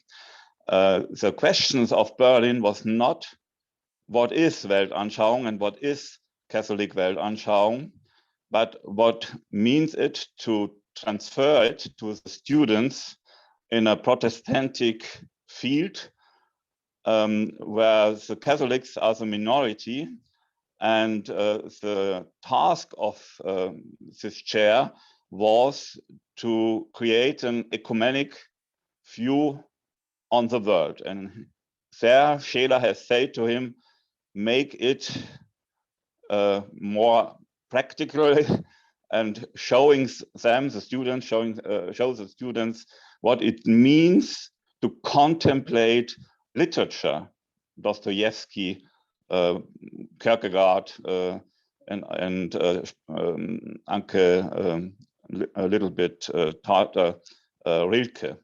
And this was the question of 1923, not that he has not known what he has to teach as content, because he knows very well what this means.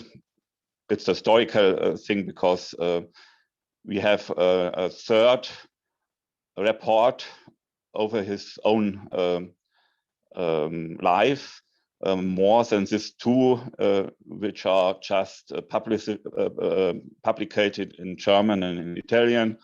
And Robert Krieg, meseems, will publish the first two reports soon in next year. He has translated just this two German in Germany just publicated reports, but the third not is published also in Germany. Only some people know about the content of this autobiographic view from Guardini on his own thinking. Thank you for have the possibility to make these corrections.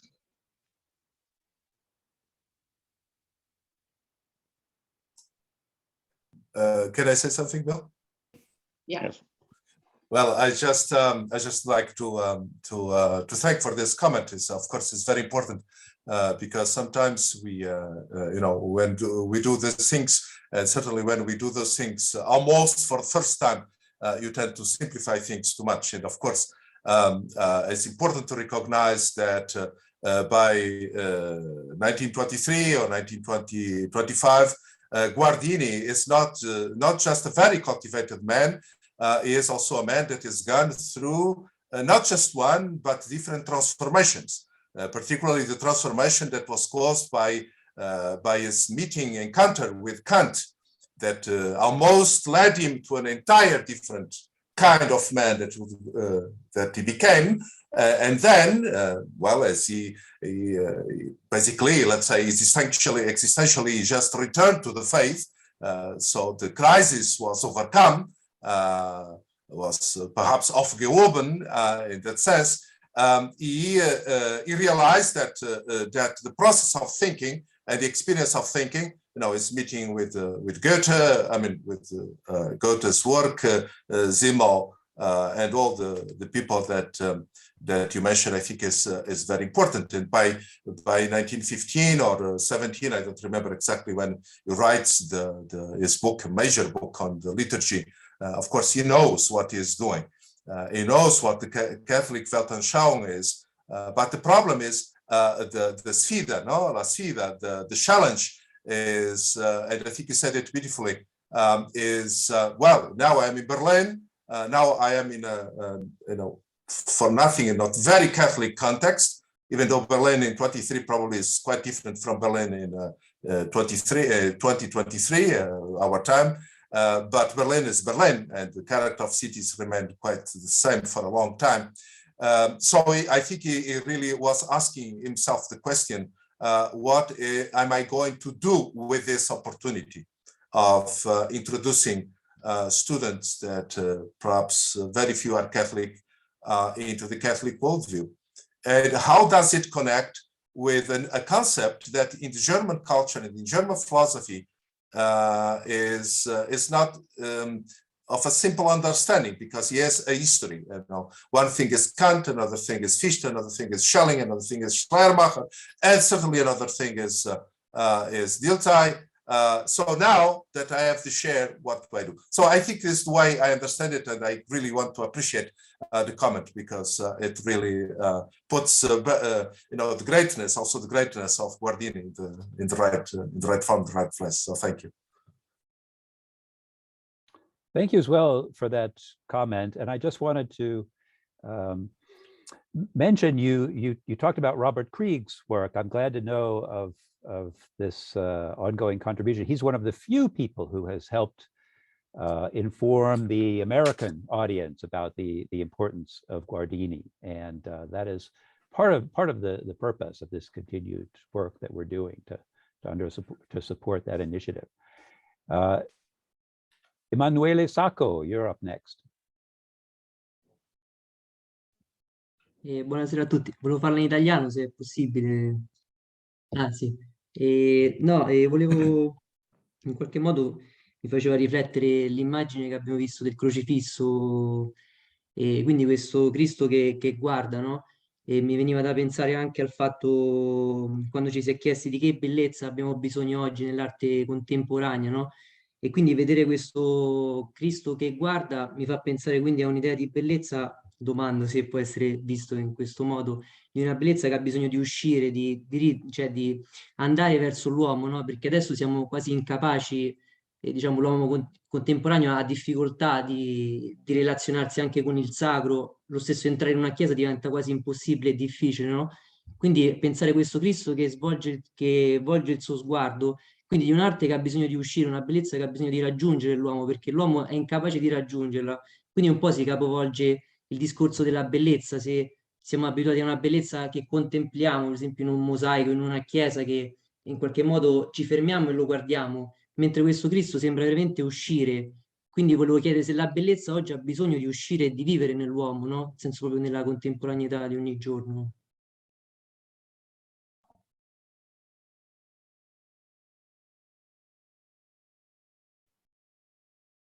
I guess that's a question for me. Can you hear me? No? Yes, please go ahead. Thank you very much for this question. I think I've recently written an essay on the beauty of the cross, where I follow some of these issues and questions. And when I was preparing my talk for today, I thought it is interesting that this contemporary artist really expresses something that is in Guardini. He knew of Guardini, but he wasn't an expert on Guardini, the artist. And I do think what we find in Guardini and what makes him so important is an understanding of the work of art. You know, I didn't have so much time, but if you look, it is interesting to see that he thought so highly of, you know, not just Van Gogh, but Franz Marc and some other contemporary artists as well. And I think what he saw is something new is developing here. And it's pointing beyond, roughly speaking, you know, a Platonic understanding, you know, that focuses on the objective dimension of the work of art, but also on the modern subjectivist understanding, where art is simply something in the subject, in the perceiving subject. And that he realized, if we look at, you know, if we use the look of Christ, or if we do not just focus in the reductionist modern way on art, we experience something that, well, he found expressed in Rilke, but I found a reference in the letters from Lake Como as well, where he talks about three lindens, you know, the three trees almost looking at us and telling us we are, use the word ungestalt. So there's a lack of form or shape in us. So the natural or the work of art of modern artists, or then late modern artists, is not just something that we can look at as an object, it also looks at us. You know, Rilke wrote this very famous poem, you know, the Apollo of Belvedere, or the Archaic Torso, where he says, you know, the work of art, or the work, is suddenly looking at us and telling us something. We have to change our lives. And I think this is an experience that we do find expressed in Guardini's understanding as well. And he's not just in looking at the work of art, but it's nature, even trees can do this, or even architecture, you could say. And what he does is, and I think this is where the concept of life is so important. You know, I can't understand life if I focus on subjects and objects. Life is always something dynamic. And you could say maybe this understanding of the work of art, and I think Yvonne has pointed this out in several works as well, this understanding of the work of art determines his understanding of worldview and of the understanding of nature as well, and the understanding of, you know, being, the whole of reality as well. So I think you're right. And if we look at this, I mean, this is more a phenomenological approach. This is why I emphasized that there are so many different dimensions, an anthropological dimension, a phenomenological dimension, but there is a distinctly theological or Trinitarian dimension as well, that in the work of art, in the encounter of the work of art, basically every encounter of the work of art is then a theologically significant encounter as well. It's a dialogue, it's a relation. And you know, we do find, or we do see God. It's a Trinitarian basically phenomenology that really helps us to understand the work of art. And now I see Yvonne is raising her hand as well. So yes, Yvonne, you're up next, and let's talk about trees looking at us. I wonder if it makes a difference, if it's possible to think of, rather than the trees looking at us, the trees being part of our seeing, what is beyond them. But you were going to respond both, I think, to Emanuele's question and to Jorge. I think that is really an interesting issue, because years ago, I think Guardini inspired me to write an article on the charity of the image. And this is very strange, because charity, not in the sense of that the work of art has nice symbols and we see them and then we feel well, but it's like when the Pope says l'arte non scarta. That means that the art is not throwing us away. So there is something, but when we read, for example, when he talks about von der Beschäftigung mit der Kunst, so to deal with art in this little article, with now is translated in Italian, but not in English yet.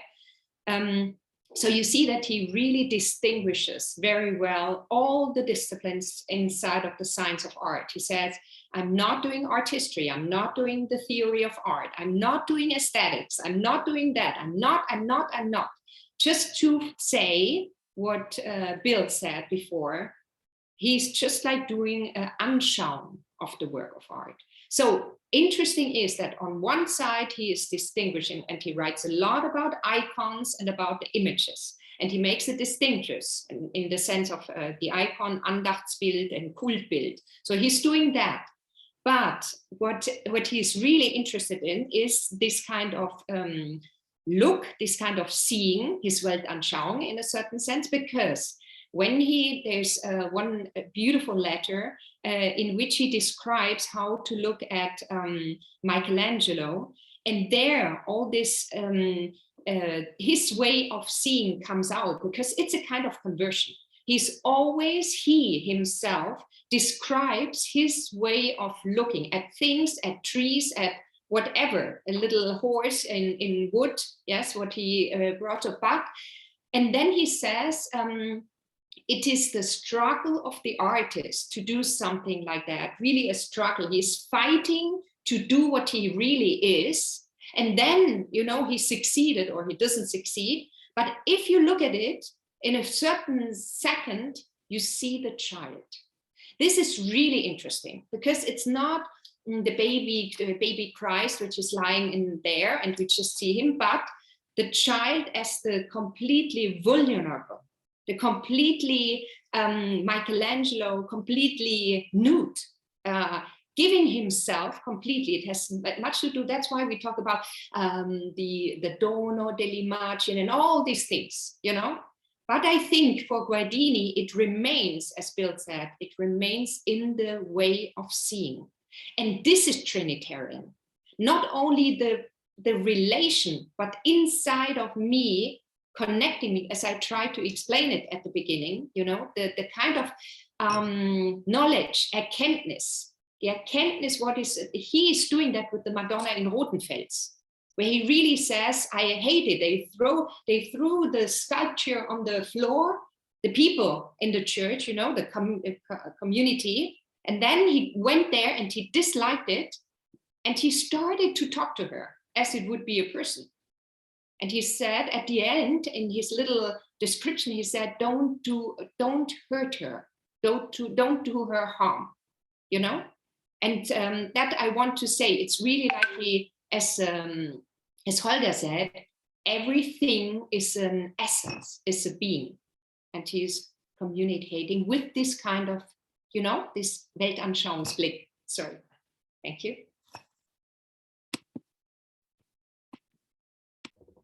Very good. The floor is open for more. Who is raising the hand? Who is raising the hand? Hu Yeping. Thank you very much. And now I would like to ask, what does art mean? Art is expression or application of something behind. What is the express? It's a kind of a meaning, and it's a worldview, as what we are talking about. So that worldview, and each person from its own or her own culture or background, we express. For example, I'm a Chinese. I would express my worldview through my artistic world. So what does that mean to me? Probably, you know, the modern art, a toilet can be an artwork. What does that toilet express? Its meaning. It's a worldview as an artist, and that's our theme, the space of knowledge. What kind of knowledge or the deeper understanding of the world is through the object, and then through in between the space, the art and the viewer or the artist. This space is the encountering space through which we understand something. Sometimes even the silence is artwork. As from the silence, we understand something deeper than just is a material presentation. Thank you. Can I say just a word, because it's so beautiful what you said? I'm really touched by, because you always put the finger in the wound. So the little booklet he wrote, Guardini, and you can imagine it was published later on in the 1915, but it was for the first time he presented it in 1909. In 1909, it was the first book, the first thinking he had together with his book on Michelangelo. What did he do? This little book is all about the promise of the work of art. And what he's doing is to define the artist, to define the work of art, and to define the observer. And this is interesting when you say, yeah, what is the artist doing? That is, I think my slide was not clear. Before, I wanted to show you in Michelangelo, in his book, he found out the way an artist is looking. And that is interesting. It's all our question. What is knowledge? What does he understand? Because he said, Michelangelo, he said, what do I see? He wants to, I don't know, make a sculpture of Vittoria Colonna. So he says, what do I see? What I want to see in her? What is really there at the moment? The ideal, what I want that she becomes? Or do I really see what she is? You know, this reflection in the poems and in the letters, Guardini, he studied, and he found out that in this struggle, and in this, you know, that an artist is really great if he goes into this struggle, you know, and if he really, you know, is aware of what really he sees and what is possible. And this is the same, what he then, you know, in a kind of conversion, a kind of transformation, he understands it, he really sees what it is. This is incarnated, Guardini says, in the work of art. You know, that's why he says it's not like in the antiquity, it's not catharsis. It's not that we are in front of it and then we are purified. No, it's exactly, that would be, I mean, that's so banal. It would be like in the antique theater. Instead of, it's the promise that you become what you are already, but what you are not now.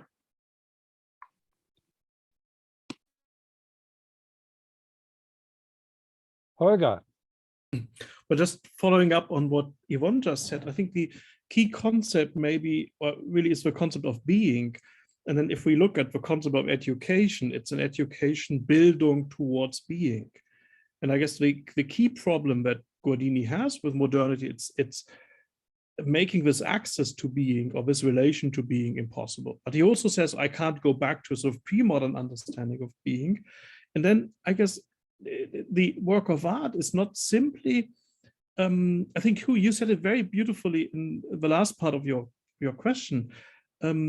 It's not simply, we always tend to say, oh, the artist is expressing something, almost as if he's turning some kind of idea into a symbol. But it's more that the work of art is disclosing something, and that I can't understand the work of art without the artist and without the observer. And I think, and this is a truly phenomenological approach then as well, to say, well, it's not sufficient to focus on the subject or an object. Something is happening in between, in this space. And maybe one could even say it's almost a concept or an idea of an event, you know. It's not, it is not possible to make this event happen. It happens in a genius work of art. It's almost an act of grace, or, you know, something that the artist doesn't have in his or her hands, but that we can't have a sort of planning meeting to get this. It's something that happens spontaneously and that shows something about the very structure of reality, you know. And I think what I find very interesting is that the work of art, but then this leads to a new understanding of nature as well, the new understanding, encounter of nature. And this then really trees can talk to us, but of course not in some kind of magical manner, but there is meaning that is disclosed if I really, really look at a tree. You know, if I really contemplate it, if I'm really open towards being. And I think this is one of the, I think, very, very important dimensions here of Guardini's works for our time. And yeah, thank you. That's the kind of third critique of teleology. That's everything, some telos, and everything has some telos behind it. Well, if I may, I'd like to add to this wonderful conversation something that I think is very, very present in Dinesian spirituality, in the art of meditation. Dinesian meditation, Ignatius in the spiritual exercises always invites the person that does the exercises, that does that contemplative experience, to enter into dialogue, into a conversation, which very often is a conversation, as who was saying, of silence, listening, just listening, so listening to the figures, to the persons, to the objects. For example, meditation of the incarnation, to the listening to the presence of the animals, feeling the presence of the animals. So I think the experience of art, the work of art, is not a solipsistic experience. And I think this is, well, I changed my my topic today, but I think this is what brings together in a very interesting way Guardini and Levinas. Levinas is younger than Guardini. Well, in 25, Levinas is coming out of his native Lithuania. Well, maybe 27, I don't know, but it's just coming out to the West, to France, beginning to get to know phenomenology, Husserl, Heidegger, etc., etc. And what is fundamental intuition is about the structure of the I, of the self, that looks at anything, looks at the other, and therefore looks also at the objects of the world, and also the object, the work of art. Therefore, I think the Guardinian idea that in order to experience this Anschauung and Weltanschauung in the correct manner, that is in a manner that really is not voluntaristic, but corresponds, as it was already said, to the structure of reality, we need to realize the nature of the constitution of the subject that I am. And when I am in front of work of art, I am not just me. I am this community of eyes, of subjects, of histories, of experiences gathered together, and therefore being exposed to an encounter that, if it really happens, and Erfahrung, then it must transform me, because I must get out of the museum or the movie theater, of the park, looking at the tree. If it really is an artistic experience or an experience of art, then I should be a different subject by then. The same and yet transformed. So I think this is a very interesting connection between, for example, well, of course, Guardini is, I think we are all in agreement with this, is a dialogical thinker. But the dialogical revolution is going to be pushed ahead very strongly, very radically. I think there is no more radical thinker of the dialogue and encounter than Emmanuel Levinas, because the encounter becomes this very structure of the subject that encounters, that goes out or that is present, to make himself or herself present to the encounter with art, with anything. So I just wanted to add this, just for the sake of the conversation. I very much appreciate that. Thank you for bringing up Levinas. I mentioned it too in my remarks, because that underscores that the experience of the artwork has an ethical dimension to it, and that seeing should be seeing well. And there is a responsibility of the viewer to attend, to listen, to see the work of art, and through it, to give oneself to this experience of being, and one can do that better or worse. And in that sense, you could say with Levinas that seeing the other is ethics in that sense is not only first philosophy, but first aesthetics, a precondition for the encounter with art. Well, we have arrived at our appointed time for the session today. So I want to just take this last opportunity once again to thank all of the institutions in Italy and beyond that have organized this program over several days. I look forward to the continued productive relationships, the community that has been created through these meetings, to the texts that this ongoing conversation will produce. And finally, thank you again to our audience, both in the conference and beyond. We look forward to continued discussions with you about the legacy of Romano Guardini and his model of threefold seeing. Thank you, everyone. Take care. Be safe. Thank you, Bill, for the beautiful moderation.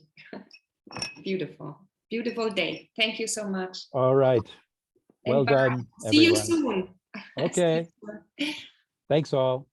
Take care.